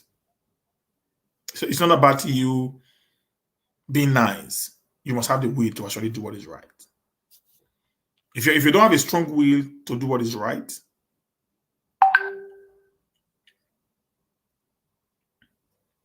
if you don't have a strong will to do what is right, you might have a problem.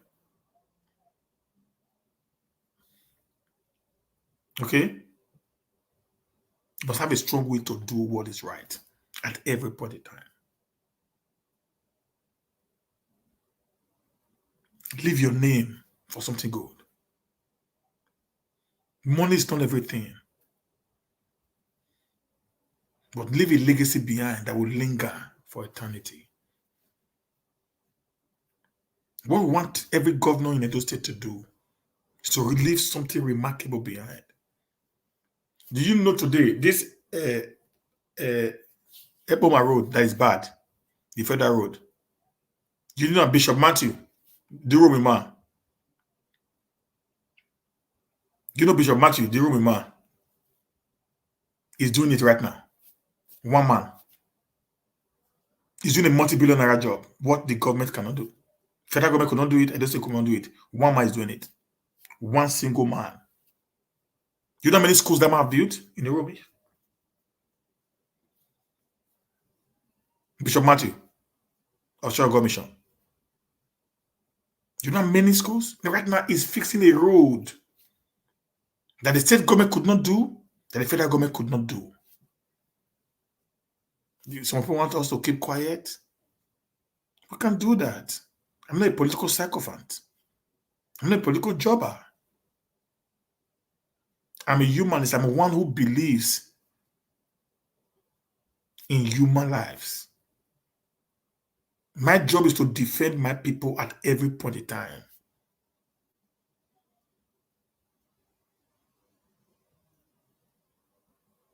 He's facing the road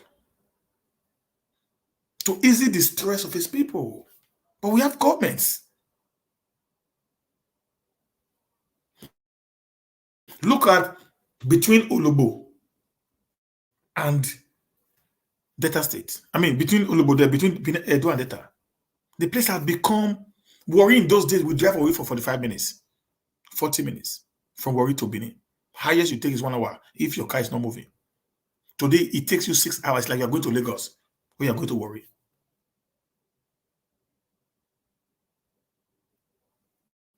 People say I should keep quiet. Governor Wike is fixing government federal roads in rivers.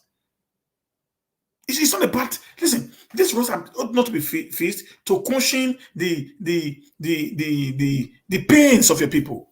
You're not doing it for the federal government because your people normally fly that road more than even any other person.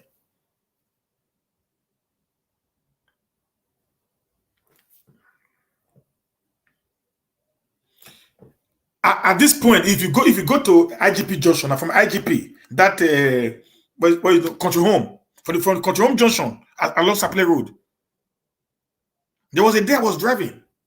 Thank God, a guy who was having this Audi, Golf, this is a small Audi 80. He drove past me. I just have to, hold on so that it doesn't hit my car. As he was driving, and because there was erosion on that place, very close to Amiemosa or so. Don't know if you guys know that place. He just, boom, passed. I just quickly ran away.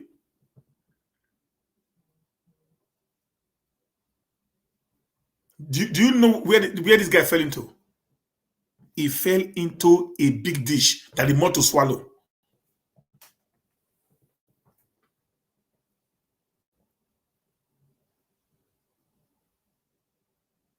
I was like, wow.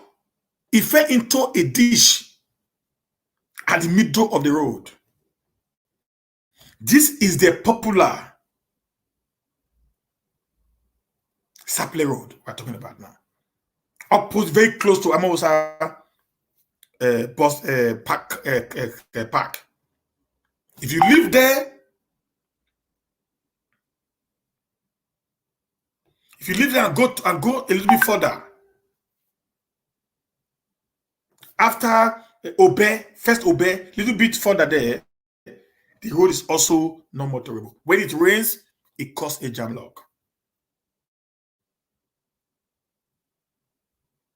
And the question I've been asking is this: is our government not really seeing some of these things?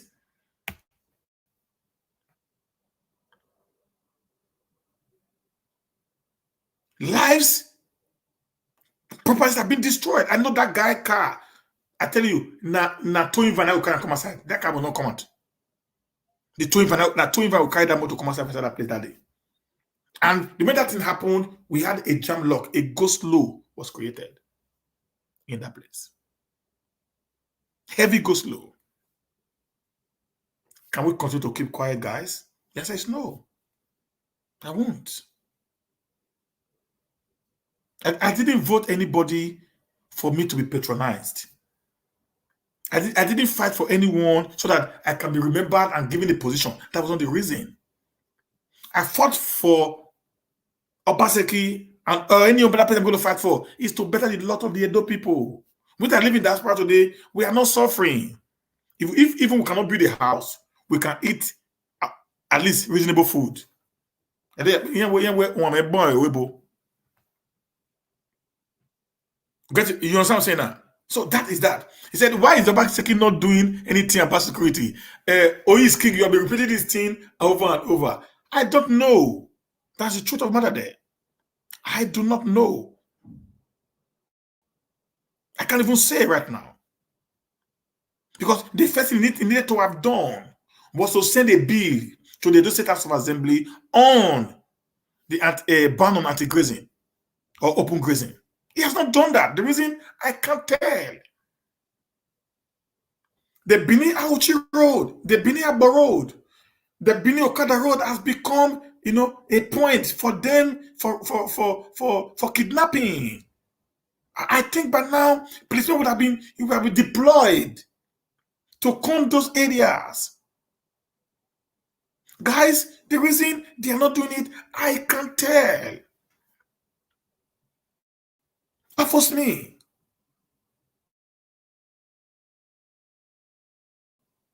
It gets me worried. Because, like I said, I've traveled home 3 times this year. I'm leaving very soon. So the 4th time, and I always fly that road.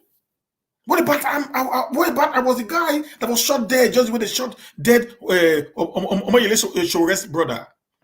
That's always my thinking. What about my friends, my family, my loved ones, my fans who goes home every time, flying that road every day? They are the one that was being shot dead. Will I say because I supported a government, I'm not going to speak anymore? No. I don't know why. Even from Bobby Mano Umaru, he said on his show that Obaseki received about 700 to 950 million naira monthly on security vote. I don't know how true that is, but if that is true, what is the money meant for? I don't know. The ESA people bought buses and motorcycles and cars and taxis or whatever to fight insecurity in their land.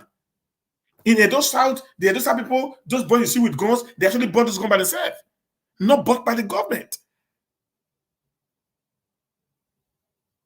Why the government not actually enacted laws that actually protect the people? We don't know.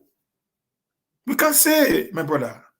I don't know the reason why it is difficult for him to just see his people dying. Look at this guy that was beaten. This is a TikTok blogger that was molested. Why these boys were shaking their smelly, dirty hands into a private part, beating the hell out of this girl because they belong to a secret court. And even as viral as that thing has gone, we have not heard a statement from the government house. I feel pained. Because sometimes I feel if I am the president, I am the governor of Edo State today, I'm going to act the way the white man does. Every issue that comes to my table, I must have a press conference for it. That's what I am elected to do. To speak to my people. To have a communication with my people. I'm supposed to feel the impulse of me as their governor. That is governance.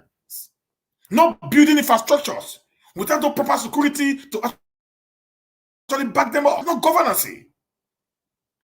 The first priority of every government is the protection of life and property. And when that is not there, it becomes really, really difficult, my guys. So I can tell, brother. I supported him, yes. Am I happy about the insecurity situation in Nigeria, in Edo State? No. Why? If he had enacted laws and the laws are not functioning, I will understand, I will say, yes, this is no more his fault. But when there is no law, everything anybody does become right.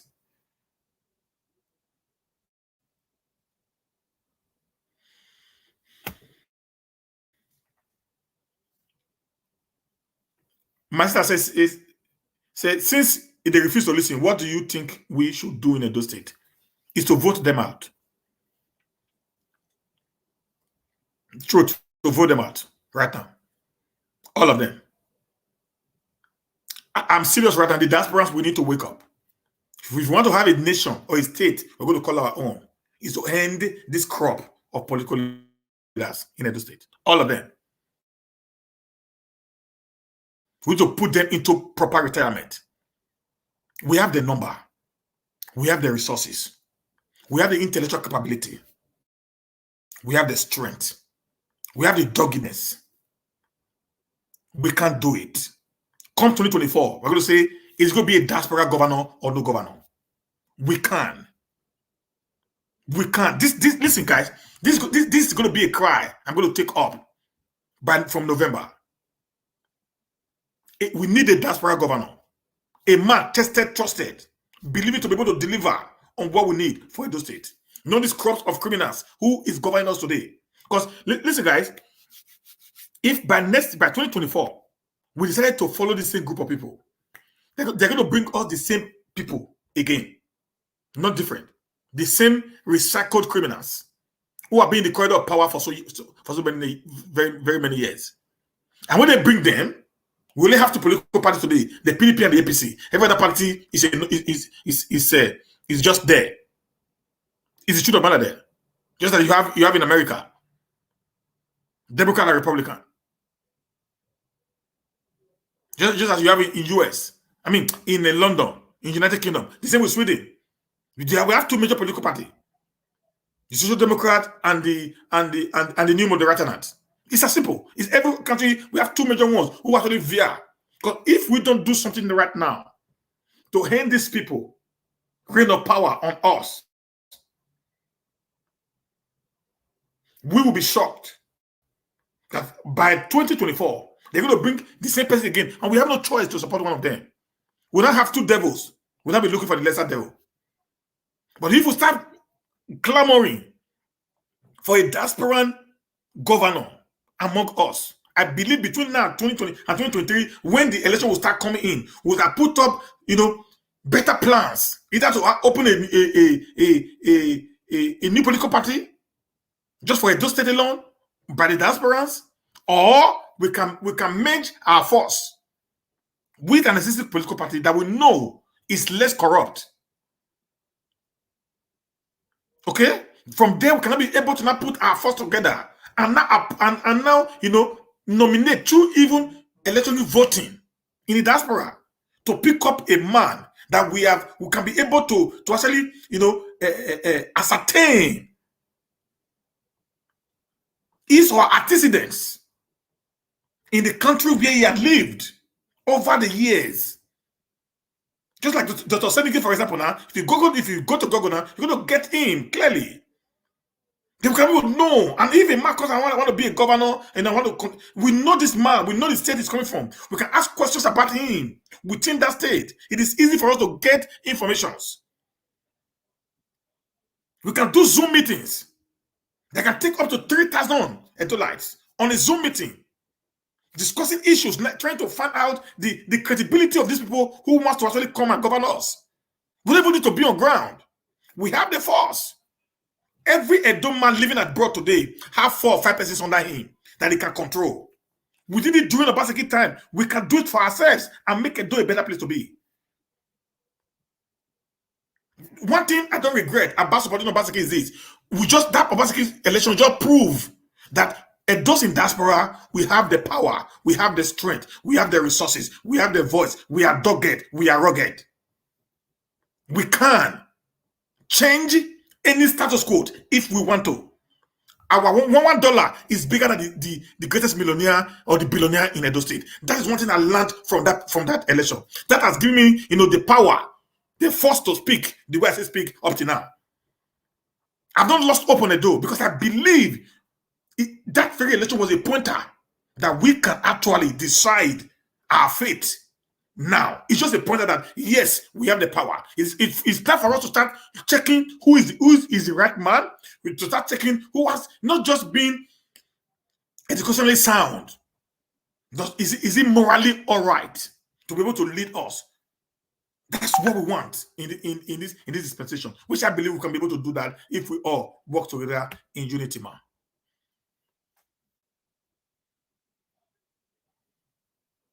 That's it.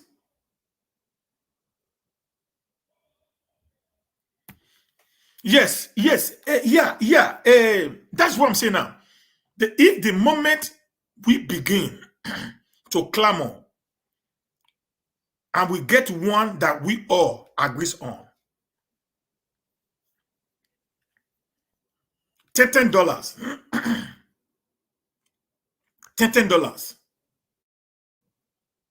$10. I mean, we push this guy through to become the governor of Edo State. Because then the entire diaspora,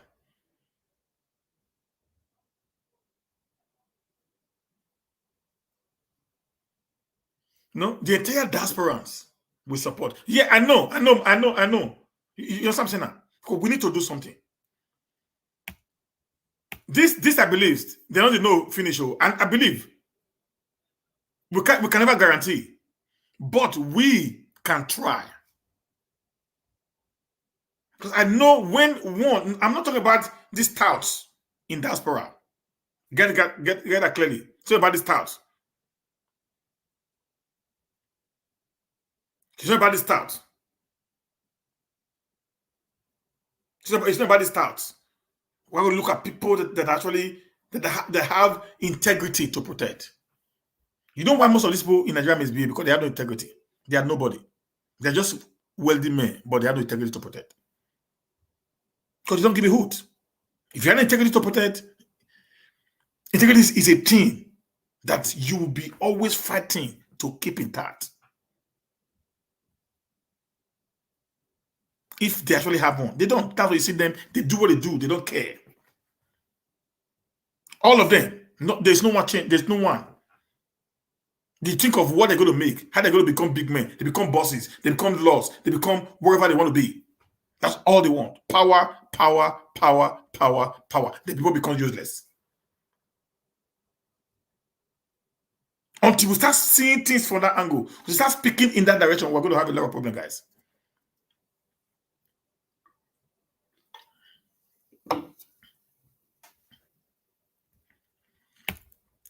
Sister Irene said, I did that during Obaseki time. I mobilized and convinced my family to vote for him. But I'm disappointed now. How will they listen to me? They will.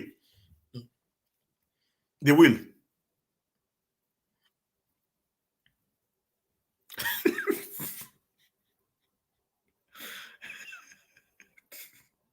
I beg. I beg. Sister Rita, I beg not kill somebody.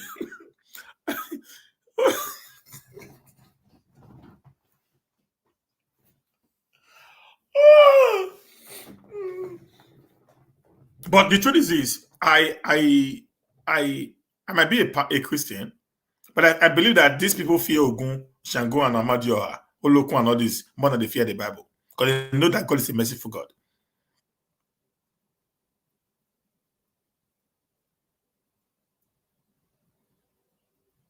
They know that God is a merciful God. So even when they swear this, our God is merciful. He gives them time to do their nonsense. They know that Ogun, if they swear Ogun or Shango or Amadioha, now one time they will just die.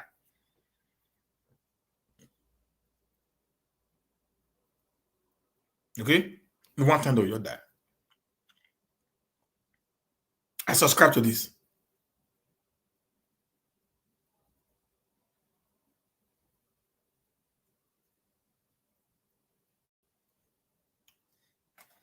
I subscribe to this. Uh, Irene say Igbo no give you Amadia. Sister Rita, Igbo no give you Amadia.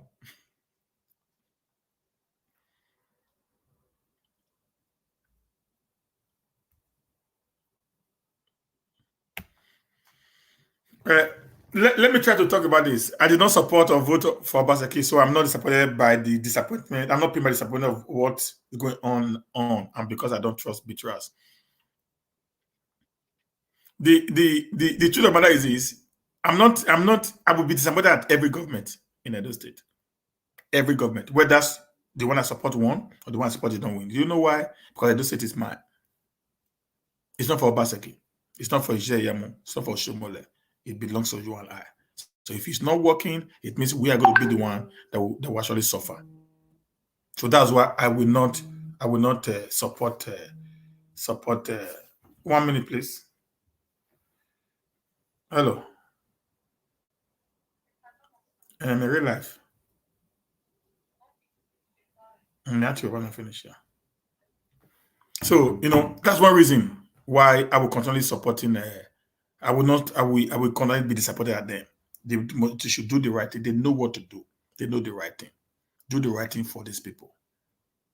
Use your power. Use your office to make life better for our people. At the point you want to enrich yourself, there's no problem. But if you make life better for our people will remember you. People talk about wicked now. It's a strong voice.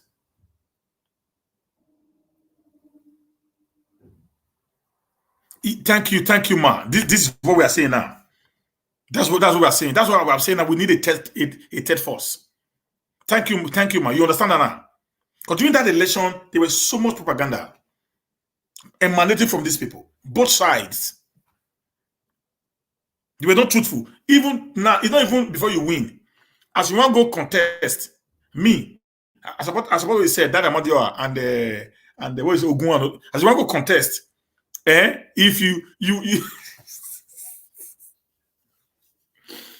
they'll put Bible, put Quran, put Amadioa, put all of it together. You see all of the things swear. These guys are becoming a nuisance. You understand? They were just lying. Today, nothing. They're not ready to actually do what they expect to do. They're just fighting for themselves. They are all of this is about their pocket. That's what is pissing me off. These guys are millionaires. When a friend of mine went to Oshobole's house at Iyanomo, Iyamo, whatever you call it, we went to Oshobole's house at Iyamo. When I saw Oshobole's house at GRO in Benin, my dear, I was flabbergasted. I was dumbfounded. And that house, practically nobody lived there, except the cleaners and the gate man. The one at Iyamo, the same thing. They built a house in a full community.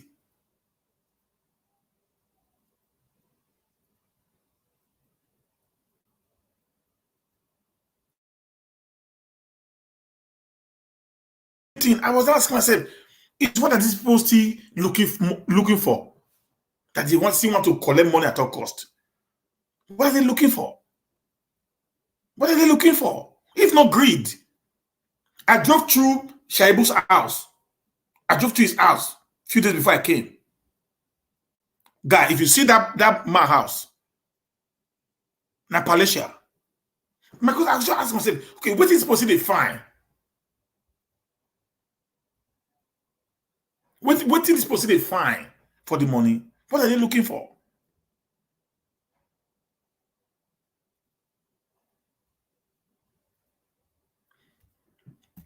This is 100% correct. Not only governor for the presidency.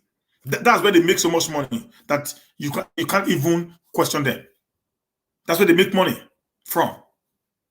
That's where they make their money from for security vote. Because the law does not allow anybody to probe them. You don't account for it. That's where they make their money from. We know that. Because that was even why Pastor Sagesian was emphasizing on it, because he knows. Because all of them, they are all the same group. That's why during the election, Sagesian was emphasizing on it. He knows that's where Lucky made money from. That's where they themselves and Lucky made money from. He knew that the same thing basically will do. The same thing the presidency is doing. That's why you see insecurity will never end in Nigeria, because that is not the milk cow for these politicians to make money without them not be caught. That ESCC not being on their tails.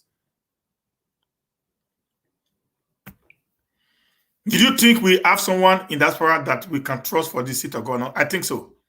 There are many great those in diaspora, man. Many great those in diaspora that we can trust. Many great those in diaspora. We just need to find them. There are many of those. There are many of those we can trust. We just need to look for them. There are many of them that have actually did well in their different, endeavors. There are many of them that are multi-millionaires who are refused to go home. We know. We know that they can trust. I can bet you that. Man, that's it. That's it. I say, sorry guys. Do you know Oshomole's house in Benin? I went there. The swimming pool is on top of the house. The truth of the matter is, if you're not extremely wealthy, you can't maintain it. That kind of house, you can't maintain it. You can't maintain it. I can promise you. Just like Rita Adams said now, you will get to a point that children will not be able to maintain it. You'll start selling them off. So will just decay. The reason why they are just amassing, not that they're actually working for it by themselves. They are just stealing other people's commonwealth to enrich themselves. That's the problem we're having. Amassing wealth, stealing from other people to enrich themselves. Imagine people now embezzling security vote. What is the difference between a governor that embezzles security vote and a ritualist? What is the difference between a governor that embezzles security vote and a ritualist? Can somebody tell me? What is the difference between a governor that embezzles security vote and a ritualist? Mona, tell me. Please, I need an answer to that question.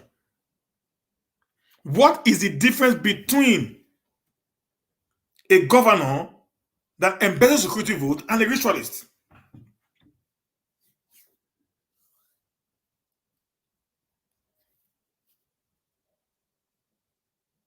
Anybody? Anybody? There's no difference. The truth is that's the truth. There's no difference between a governor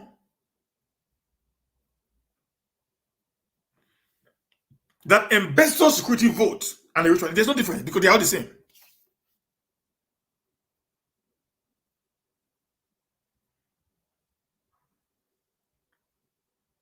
They are not the same. They are all the same. Because it's blood money. A man who refuses to use the money given to him to secure the lives of his people and allow them to be killed and now lives on their blood, that is a ritualist. So any man who embezzled the security vote of his state cannot be differentiated from these Yahoo boys who uses our blood or the blood of anyone around them for ritual. They're all the same.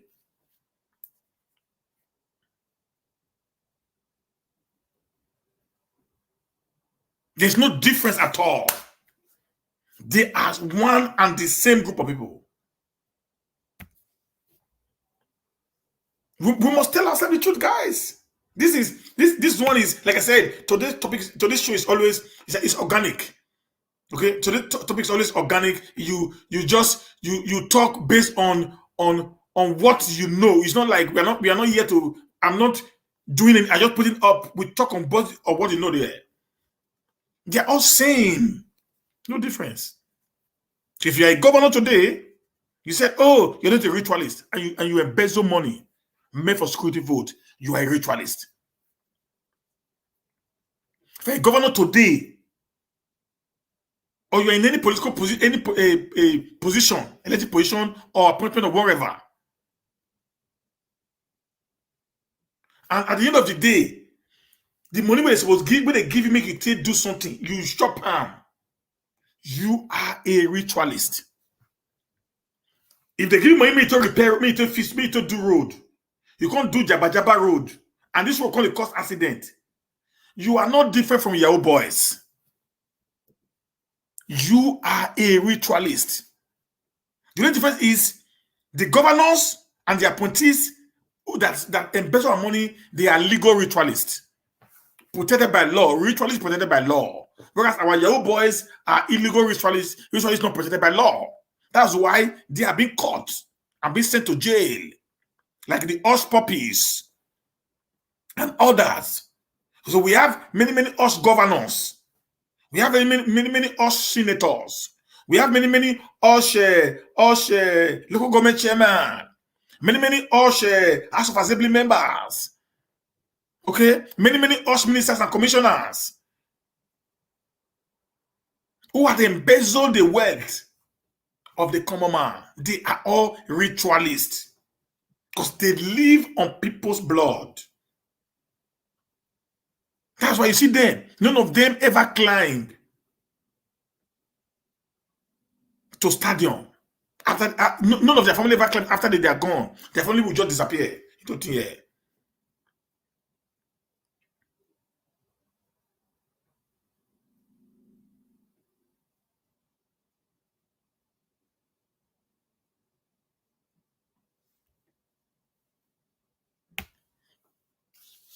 Ah, my dear, that is just who this. I say,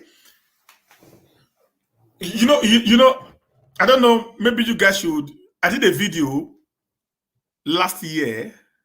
Oh, was it last year? Yeah, last year. Last year, I did a video last year. I called it the mind of the black man. I did. I think it was no, the origin of the black man.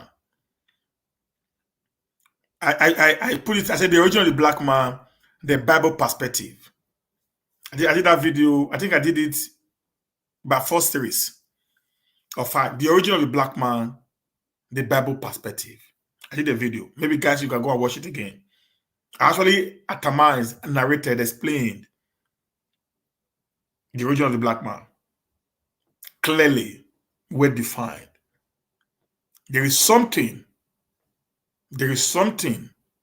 naturally, spiritually wrongs with the black man. I repeat, there is something naturally, spiritually wrong with the black man based on the Bible perspective. If you also see it is clearly there is something wrong with us. There's no need, we can't even pretend about it. There's something wrong with the black man. Our quest for wealth is out of this world. Our quest for wealth is out of this world. It's not even within this corridor of this world at all. It's out of this world completely. This is the truth, guys. And it always been displayed in the character of our leaders. And you think you're going to trust this leader, just like Retardant said, are we going to trust them? You think you're going to trust this leader today? Tomorrow, these guys are going to be different. Corruption smells around these people. Like I made a post a few days ago. I said, let me look for that post. There's a post that I made on my wall. Let me see if I'm going to see it, guys. Just give me a minute. I think I actually shared that post. I think I shared that post. There was some days. Let me check. I think I shared that post. Let me see if I can get it again, guys. Just 1 minute, please.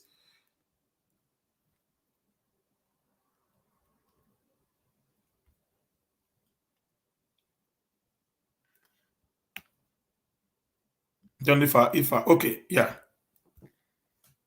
I put this post on my wall. I think I put this post on my wall.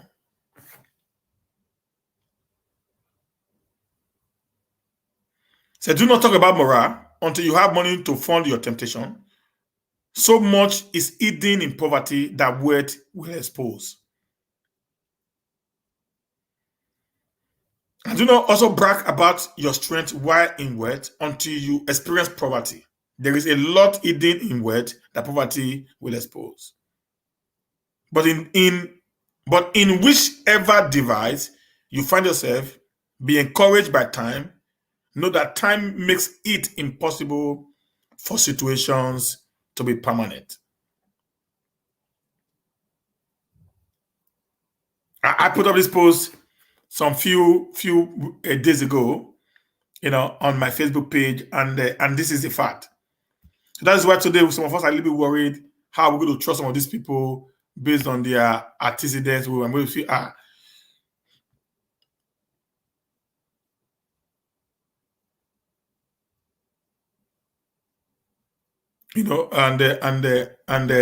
and we just said okay, So it's tough, but we cannot give up. We cannot give up. People are saying, I beg you, if somebody said you're already in Europe, I'm already a European citizen, and you just leave people and say, no, I have a nationality, I have a background, I know where I came from. So I cannot sit down here now and watch Sweden, progressing. And anytime I hear about my country, it's always on the bad news. It doesn't sound well. Am I correct? That's the truth. That's what we are fighting. We must try, but I know we can. If the diaspora decide to agree, and fight and join together, we can. We can. We can actually make these people to bow. We can. It is possible. We can. Trust me, guys. We just need to wake up. The Edos needs to wake up. We are far, far behind as far as development is concerned. In the entire South region, except Bayelsa, the next underdeveloped state is Edo State. And do you know, I mean, if you know that Edo has the best road network in the whole country. I mean, if you know that. Which right up, man? I mean, if you know that Edo has the best road network in the whole country. I mean, if you know that. So I mean, if you actually know that Edo has the best road network in the whole country. We do. We do. We have the best road network in the whole federation, if not in the whole of Africa.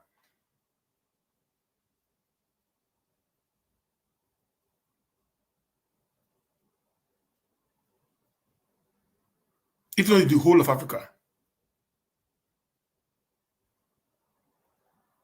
We have the best road network in the whole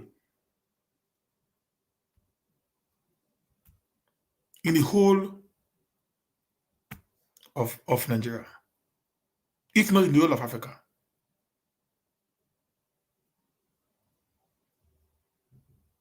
But yet we don't have this road are not being done. I'm telling you.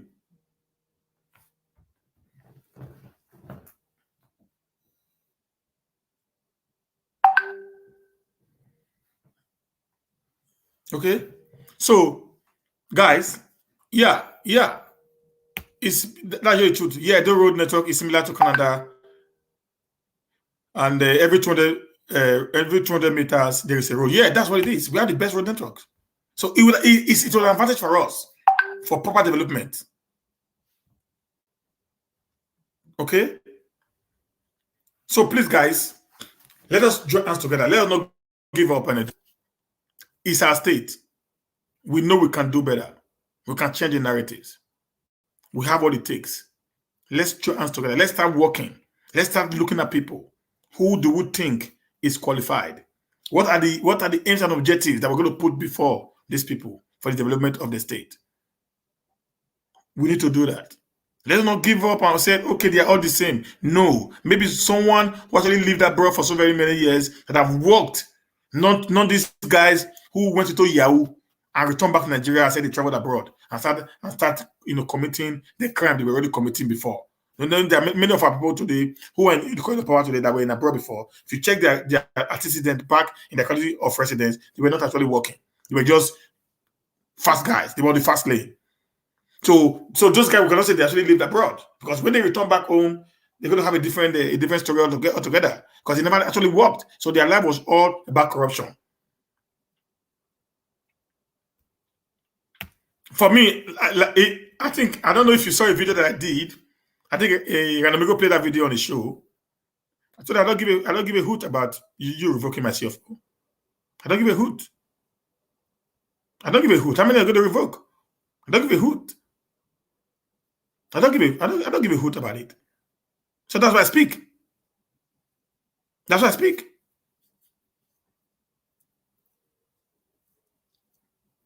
Just truly, I don't give a hoot.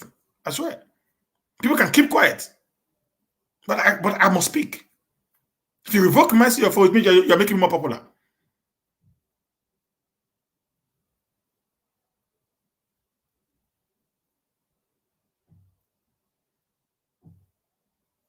You're making me more popular.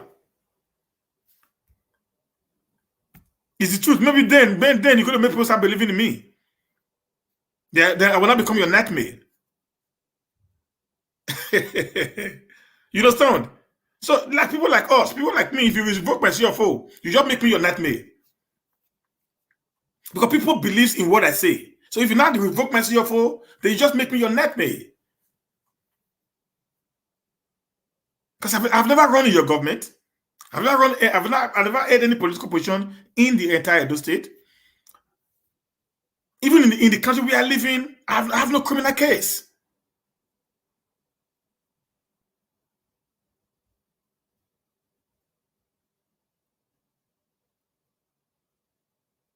Okay? So if at the end of the day you now start to revoke my this thing, my brother, let me say, I don't become popular now. I don't become one of the most popular guy around that time. So that will not give me a platform to now actually, fight back. If I do anything that is illegal, yeah, I'm not going to say anything. If I buy a land today that does not belong to me or someone else's land, yeah, I'm going to say that. If the government needs my land because the government saw that the land can be used for something good and they come to me, the law says something. They must pay me the exact amount as at that point in time for the sale of that property. That's what the law says. So if you give me all that, then I have a problem.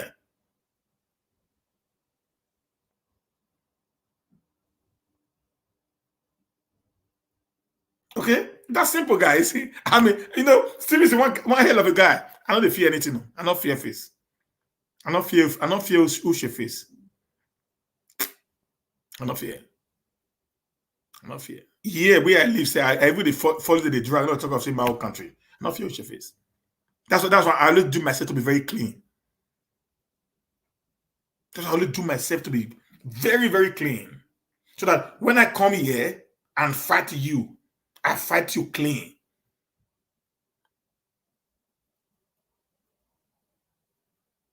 That's the truth. I know the fear. I talk the way I want to talk because I know my records are clean, both home and abroad. Every money, every cover I've made, I work for it. Okay. If you go to my Facebook page, you're going to see me working in my poultry. I was working with my boys. Working with my boys. So I'm not that guy who feels that as because you get more money, then you're not the god. No, I was working with my boys. Working with my boys.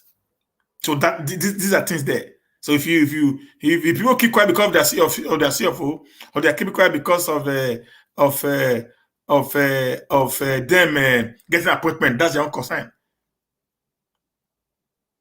Okay. Away by now, that's my motto. So I can't send my soul because I want to become rich or famous.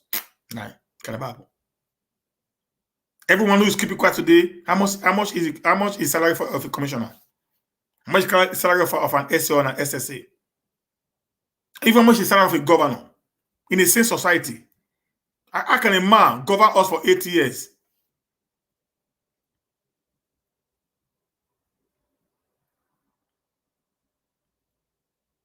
I can govern rule for 8 years and come out and become a multimillionaire. How a billionaire? How is that possible? How is that possible? How is that possible, guys? How? So that's where corruption starts. These were some of the reasons why I actually started supporting Obaseki then. Seeing the way Shomole just from nowhere became a multi-billionaire in 8 years. A labor leader who was in the textile industry, went on to become the national chairman of NSC. He left government without nothing. In 8 years, he had the best houses. He had an airline, all that. So he actually gave me some, come on. And when Shomole was saying in 2016 that Shomole basically had nothing. So we felt, okay, this must be the right man.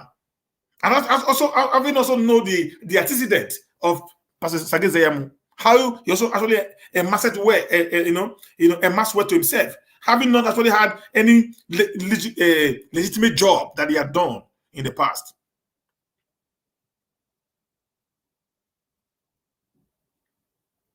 So that was just the reason why I felt this was the right guy that we all should support.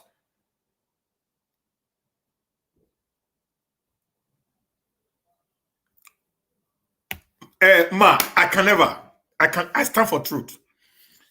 Let me tell you guys, I'm going to say it again. I've said this many times on my video. My stand is for the Edo people, not my own. I don't have a decision of my own. When my people are crying, I cry. When they are happy, I am happy. That's just the truth of the matter there. I follow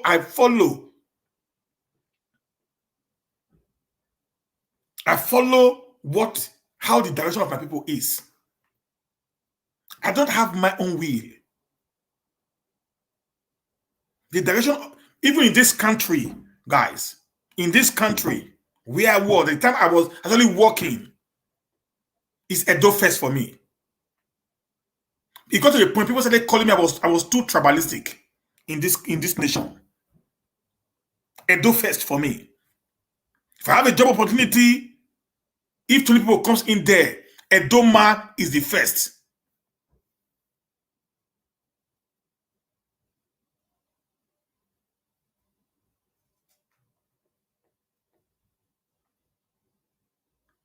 Okay, that have been my stand. If Edo process today, we are voting for B, and I saw them, that's what they believe in. That is the way I'm going to go. I can't turn my back against my people. Now they are crying, and I will cry with them.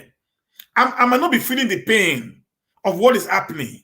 I might not be feeling the hurt of what is happening. But because I am for the people, my ears are for them. My tears is their tears is my tears. Their cries is my cries. And whatever they feel is what I feel. Anytime they feel hurt, they have no voice. But I can speak because I have a voice. So I will come out and cry on their behalf. That is what activism is all about. So I do not have any personal hatred for any politician.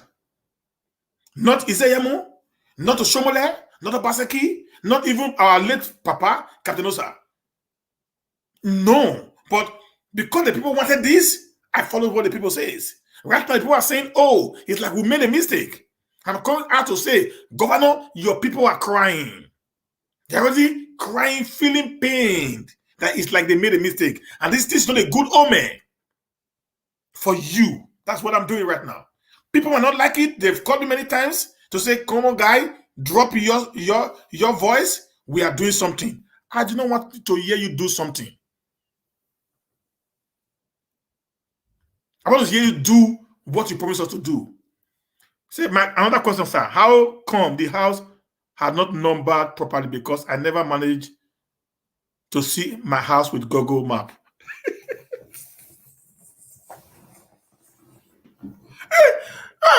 I bet Sister Vivian, no go choke me. Because this your question is shock. It's shock. This is what we are saying. This was also one of the suggestions I gave to the governor. And I think, let me see if I can get it out. I think I need to read it to you guys, what I wrote him on this particular issue. I think I need to actually read it out to you guys. Okay. So I'm going to cover his number. His number is not going to show. I'm going to see here now. You all saw that now. You saw that now? On top, Governor Obaseki. So I'm not. I don't even lie. I don't have a need to lie. So let me just see the notes.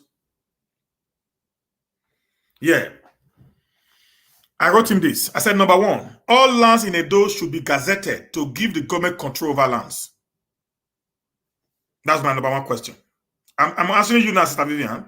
Said all lands in Edo should be gazetted to give the government a control over land. Number one.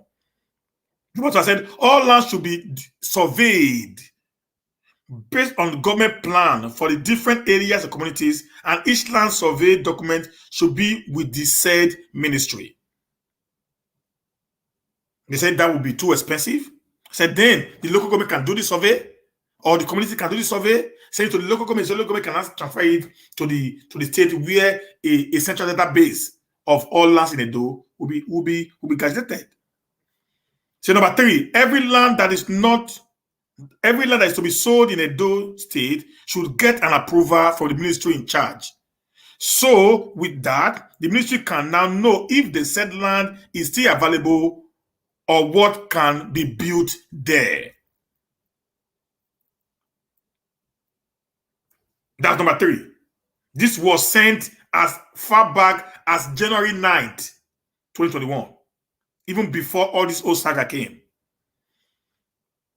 I said number four, the government can then get 40% or more of the sales of the land from the communities for development, while the local government gets 10% and the community takes the balance 50%.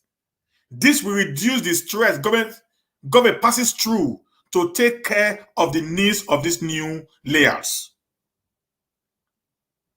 Number five, I said the monies will be paid to the government before the survey document can be released to the buyer. So these are my 5 points that I gave out on the need for land. Now, to answer your question, Sister Vivian, the moment if the government had done this, every land then would have been documented in the database, then you can Google it and get your house on the Google. Now, you can only get your house now on the Google if your house is surveyed and with a CFO only. You get it now? You can only get your house in the Google now if your house is surveyed and also if your house has a CFO on it. That's the way now. Because when they have a CFO and surveyed, then it will not be, uploaded into the database. Then everything's now okay.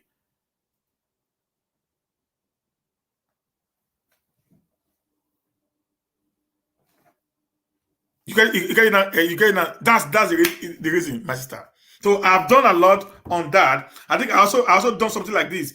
Let me see that. Let me see that.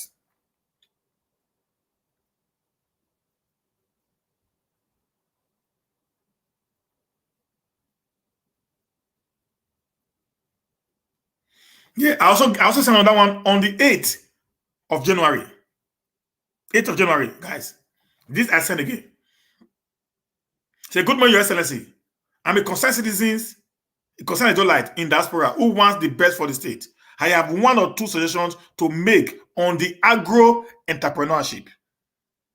So you see, anything I tell him, I always go back to home and practicalize it. With the little resources that I have worked hard for here, I go back home to practicalize it. This is what actually took me to Edo State to start a farm. So I have read countless times on your plans to make Edo State an agricultural state. And my heart was filled with great joy, knowing fully well that agriculture is the next crude oil of the world. The richest men in most developed countries are into agriculture. My concern is that it should not be the government sponsored, but government can provide the enabling environment for it to flourish. This is where my suggestions comes in. Number one, a new parastatal can be created under the Ministry of Agriculture called Edo Agro.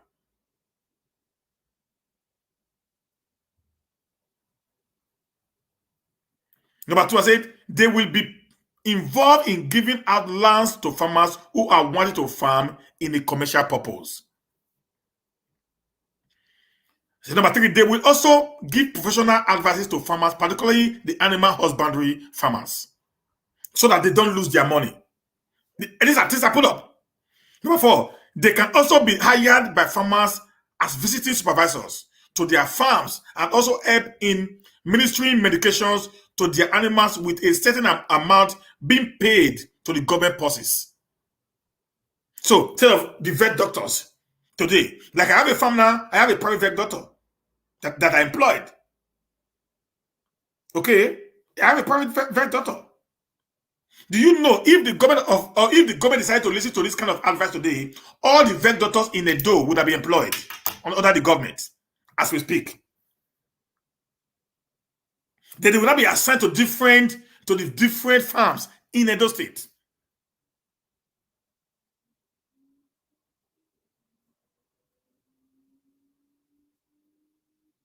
Okay. I said number 5, tractors and other farming equipment can be provided by the government for hire by these farmers who could not buy their own. And a tractor operator will be provided by the government, which will also become another source of job creation.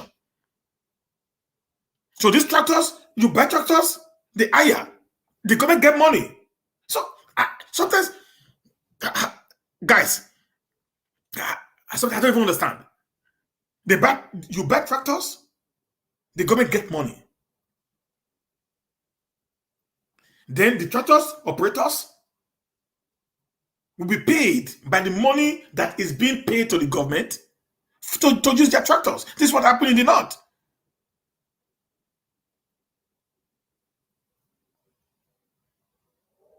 So this also the 5 again. I also give him 5 points on how he can make Edo great again by going into agro farming. Okay, guys. So when I talk that I write, I wasn't just following him, supporting him because I want to support him. I was giving my own, widow's mind advice.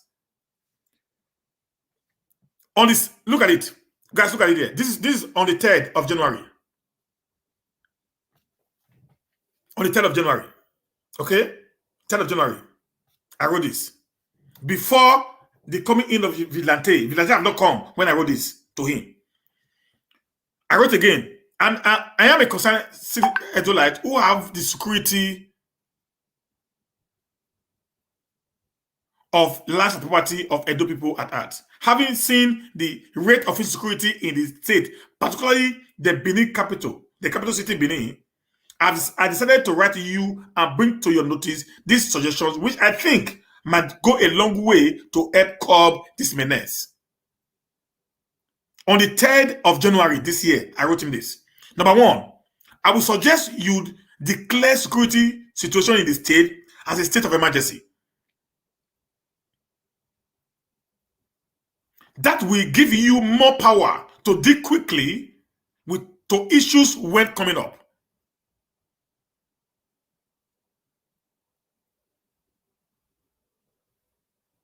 So number 2, I will suggest you call for amnesty for all court-related crises in the state. This will give you a chance to know some of the key leaders of the group and how they can be dealt with. Number 3, I said anyone that refuses to accept amnesty will be declared an enemy of the state, and you can make an executive order to extrajudicially kill them. Number 4, so for those that accepted your call for amnesty, a home can be built for them, just like a rehab center where they can live and be monitored by officials of the government and security agencies, just like what is happening in Europe today. That's what I was suggesting. So number 5, I will also suggest that local security agencies. This is 3rd January 2021. There was no security. There was nothing like vigilante when I made this suggestion.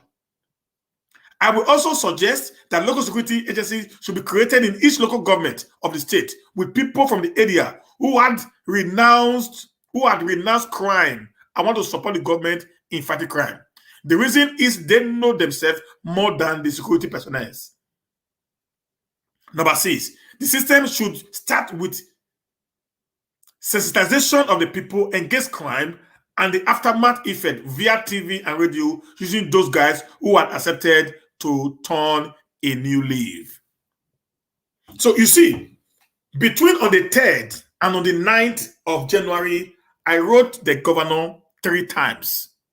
Not just writing to beg him for money, not writing him to praise him. I saw the situation on ground. It was terrible. I brought in my own suggestion. These are facts. So if you see me supporting anyone, I support you to become who you want to be, and I continue supporting you to lead you aright. So my supporting you can be, after you have gotten there, it can be a little bit very what's it called? It can be a little bit very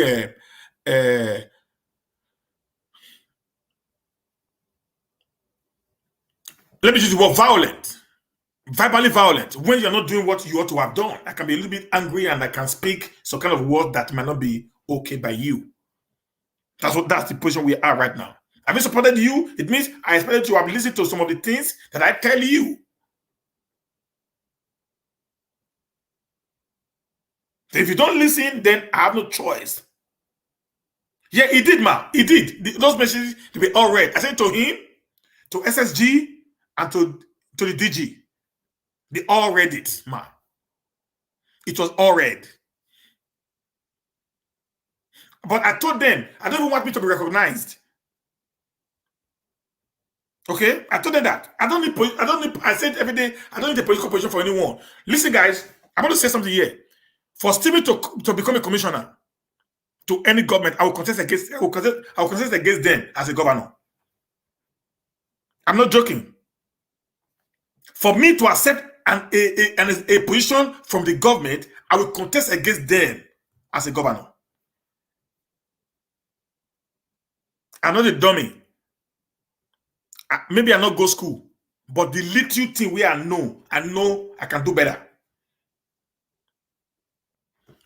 I even wrote them that I can also bring out. I even wrote them telling them about creating an agency that they are creating today.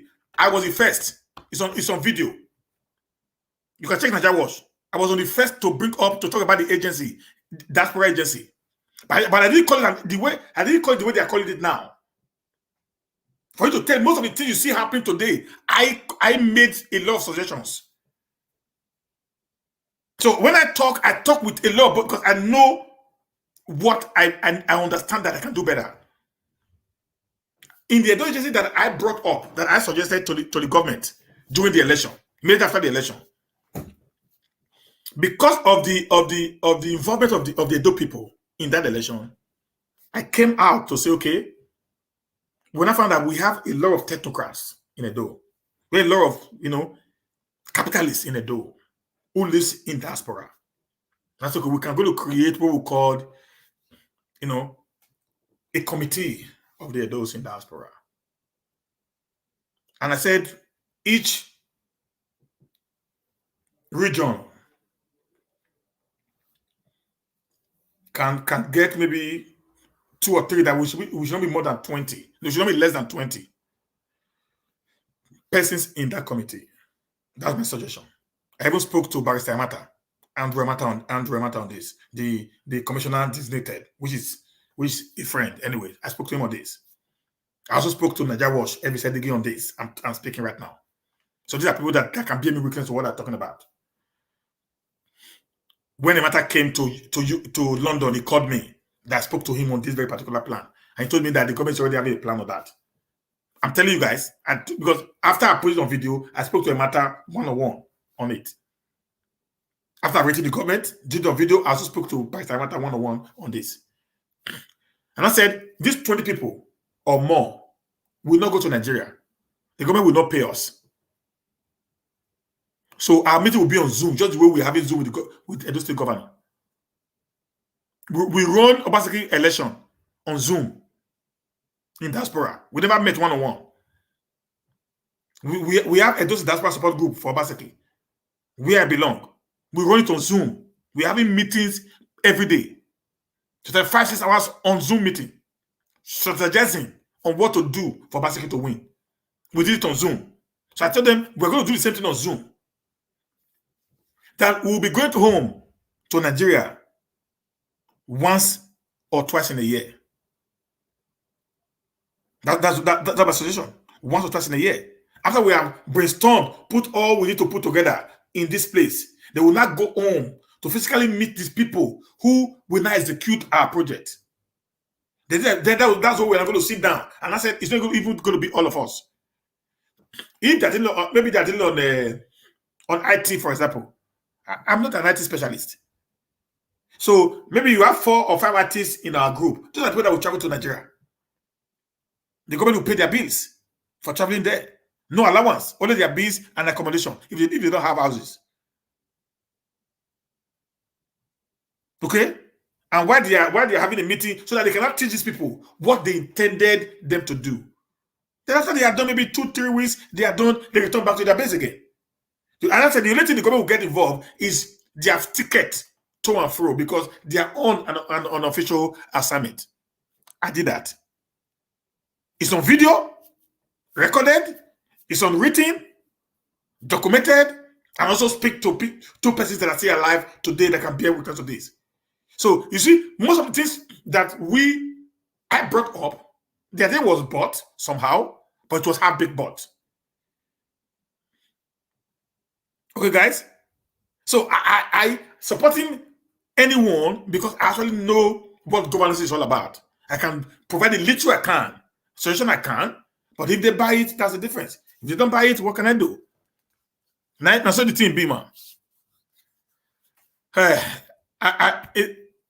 A book written by Barrister Dele Foratimi says, "Do not fight in their wars. Now, family quarrel about the Kashomole they fight, but Edo people don't understand."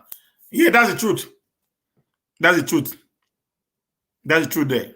Now, family, both of them, they are friends. They are all criminals. Both of them are friends. Because now they share our money. We are hearing of Waterstone project. I'm going to probe them. I'm going to probe them. 1 year document. We're not a year probe because they are all the same.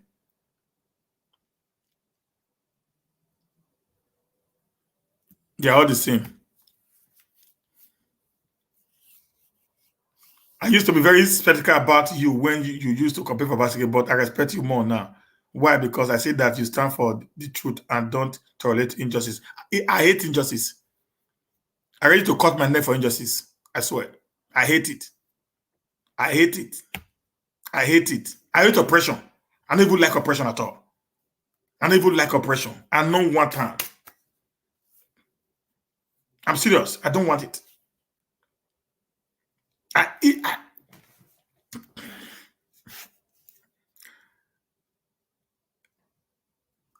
Guys, do you know that, like I said, I run a business right now in farm. I know many people. I'm not started making money from the farm. I see putting 1 or 2 money to feed the birds, just for the birds to get to their peak point of laying. Okay, but I pay my staff every 25th of the month before the month ends. So I pay the 20th, between 20th and 25th, they're already paid. This month, because I traveled and I came here with a lot of things I was doing, and while I was coming in, like I said, I missed my flight. I was supposed to travel on Friday. I came to Lagos on Thursday. Slept in an hotel. You know, many of you know Westview Hotel. The cheapest room there is 17,000 a night. They are feeding everything. I've already spent close to 150,000 naira. And I got to the airport. Having done everything, they said my flight was changed, and I didn't know. so to cut the story short, I spent a lot of money, you know, on that journey. So the money I had, the naira I had in my account, has actually drained down. So when I returned here, I was here, I think, on the 19th. So 2021, and as people and my boys started complaining, Elga, we're hungry. The month has not ended. That's true. Do you know I had to send money from my Swedish account into my dollar account Then I call my bookie in Nigeria. We do transfer, and they pay into my account to pay their salaries. Because I didn't want to hear that they are hungry. And when I told them, guys, I'm not there now. Like someone was, I'm not there. The month has not ended. Wait till you people produce egg that you will sell and make your money. No, because I hate people suffering. It's not in my DNA at all. It's not in my DNA. But when you work for me, no. It's not in my DNA. You must, everyone, every laborer, must get their wages as at when due. So I rather stay in hunger than allowing you to be hungry. And when I know you work for me, it can never happen. And that's what I think every human being should do. Change government. Look at the people first. Not about you. These people, they amass so much wealth for themselves. See them driving one of the best cars. When Marcus came to meet us at museum on the 9th of September. No, bro, Marcus came with one crazy paddle jeep. That paddle jeep, if it's too cheap, that would probably be 30 million because it's bulletproof. If it's too cheap, it would be 30 million. I was like, this party was there. I look at Marcus. Marcus will not be, we are not age mates. That I'm very sure. So my question was, I want these guys to live large at the expense of the people. Even when these people cry that they have not been paid, they don't even make a statement. Who say he's suffering? They have not. Come on, guys. I know you're supporting justice. I hate time, life. That's why I fought against Oshomole. Not because I love Obaseki. I don't talk him before. Injustice, that make me fight against Osomole. I know they like anything injustice for my life. You saw the day Obaseki revoked his Yamu's land. I came out here, I spoke, first I don't know the reason. After that, I said, if the reason is not clear, then it's wrong. Then when he revoked Gary Memorial land, I was mad. I came out. It's on Yamu's YouTube. I was mad. Don't revoke Gary Memorial land all because of political differences. It to me, it's not right. I don't care about that because I don't even belong to any political party. I came and said, this is wrong. We can never allow this to happen in Edo State. People might keep quiet because they're afraid. I'm not afraid of nothing. At my age, if I die well. So far, I die for a good cause. I'll be remembered. Some of my music will be played when the time comes.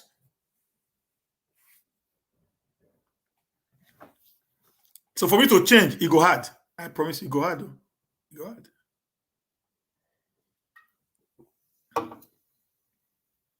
It go hard though. It go hard for me to change. It could be very, very hard, difficult thing to change this life. This is who I've been from time immemorial. I don't like oppression. I don't like injustice. I fought against my people, to my family members that we are trying to oppress me. I hate it. I hate it. I don't oppress anyone. I wouldn't want anyone to oppress anyone within my jurisdiction at all. It's not in my making.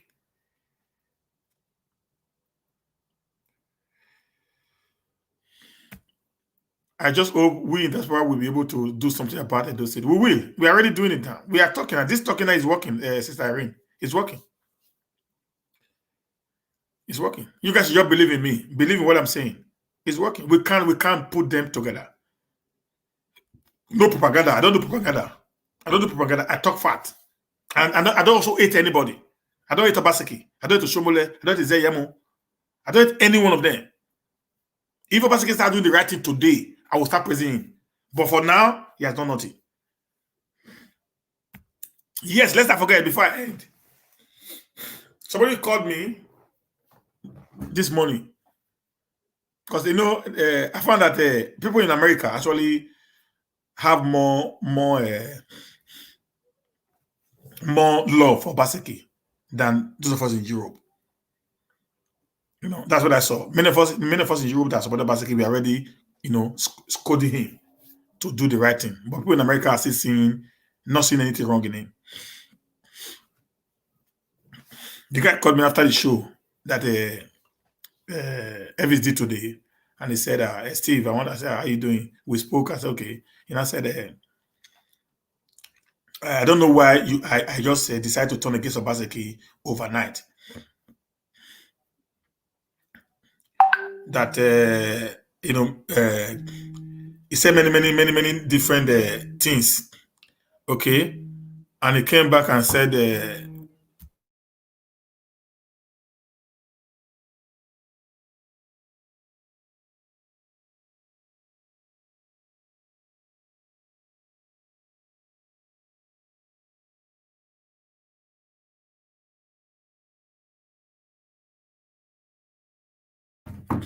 So they called me and they were saying that, why am I? I said, I'm not against anybody.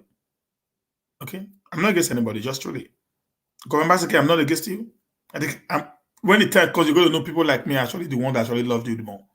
Not the sycophants, the political jobbers who are surrounding you, all because of what they want to get from you. So they will tell you what they want you to hear. Okay, and one hell of a guy who actually loves you, who believes in you, and who I feel that what I'm doing to you is to give you a very better and a more respected approach to things. Okay, I'm not among those people who actually uh, who actually believed that if I don't accept you what you believe in, then I will not be able to get position.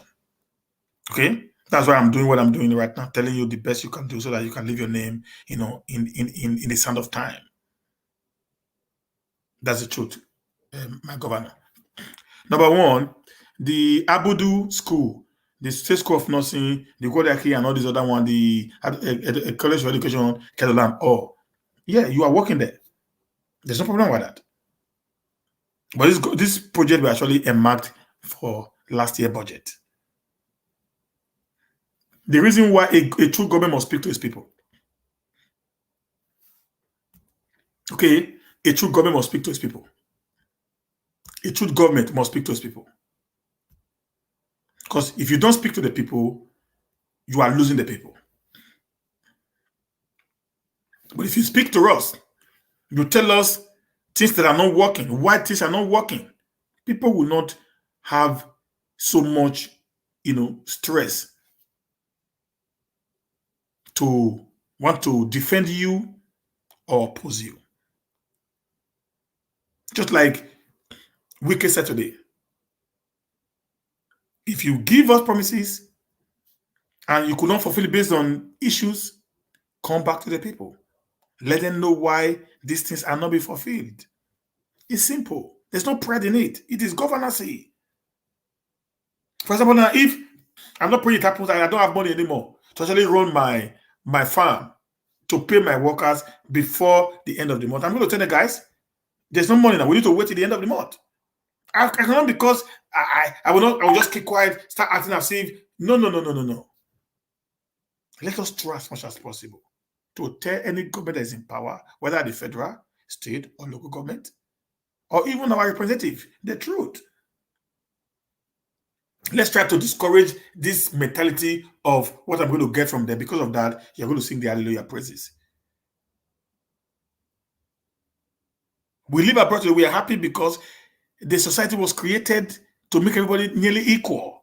That gives us the opportunity that we have today.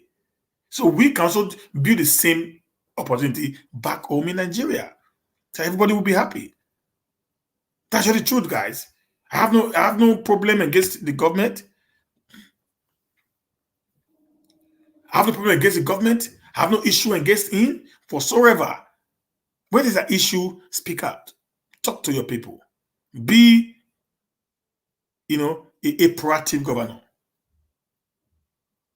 Let the people, yeah, let them feel you.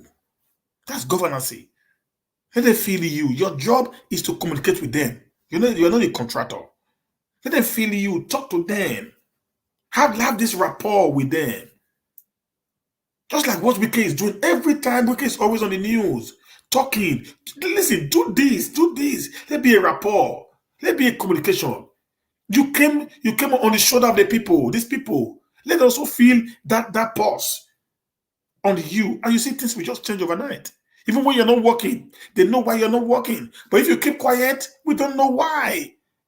A man who comes from work didn't tell his wife how the business is going. The wife will think my husband is rich because he has money before.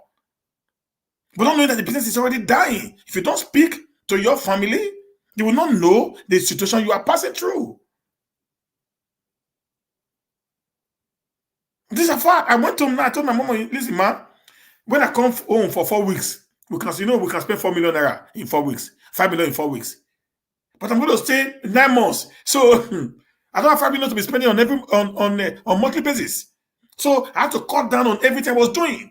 They understood me. Why? Because I spoke to them. They saw what I was putting on ground. They knew, okay, this man cannot spend like this anymore.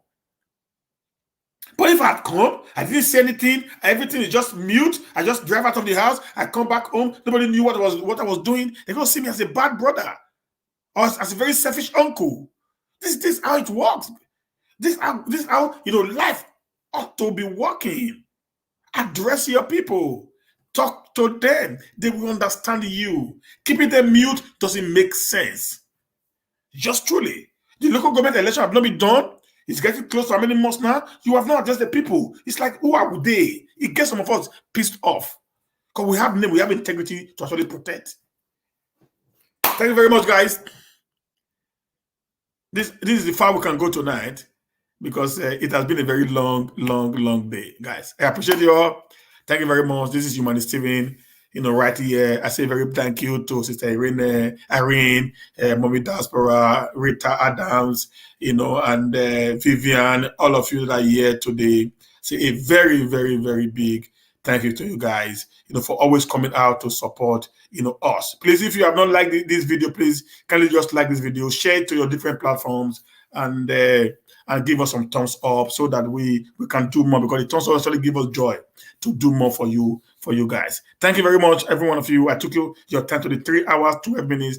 That's a lot of time. I appreciate you guys. Thank you very much, guys. God bless you. We'll see you again when we need to see. Thank you very much, and have a blessed night. Those of you living in Europe, have a blessed night. In America, have a blessed day work. Bye for now, and God bless.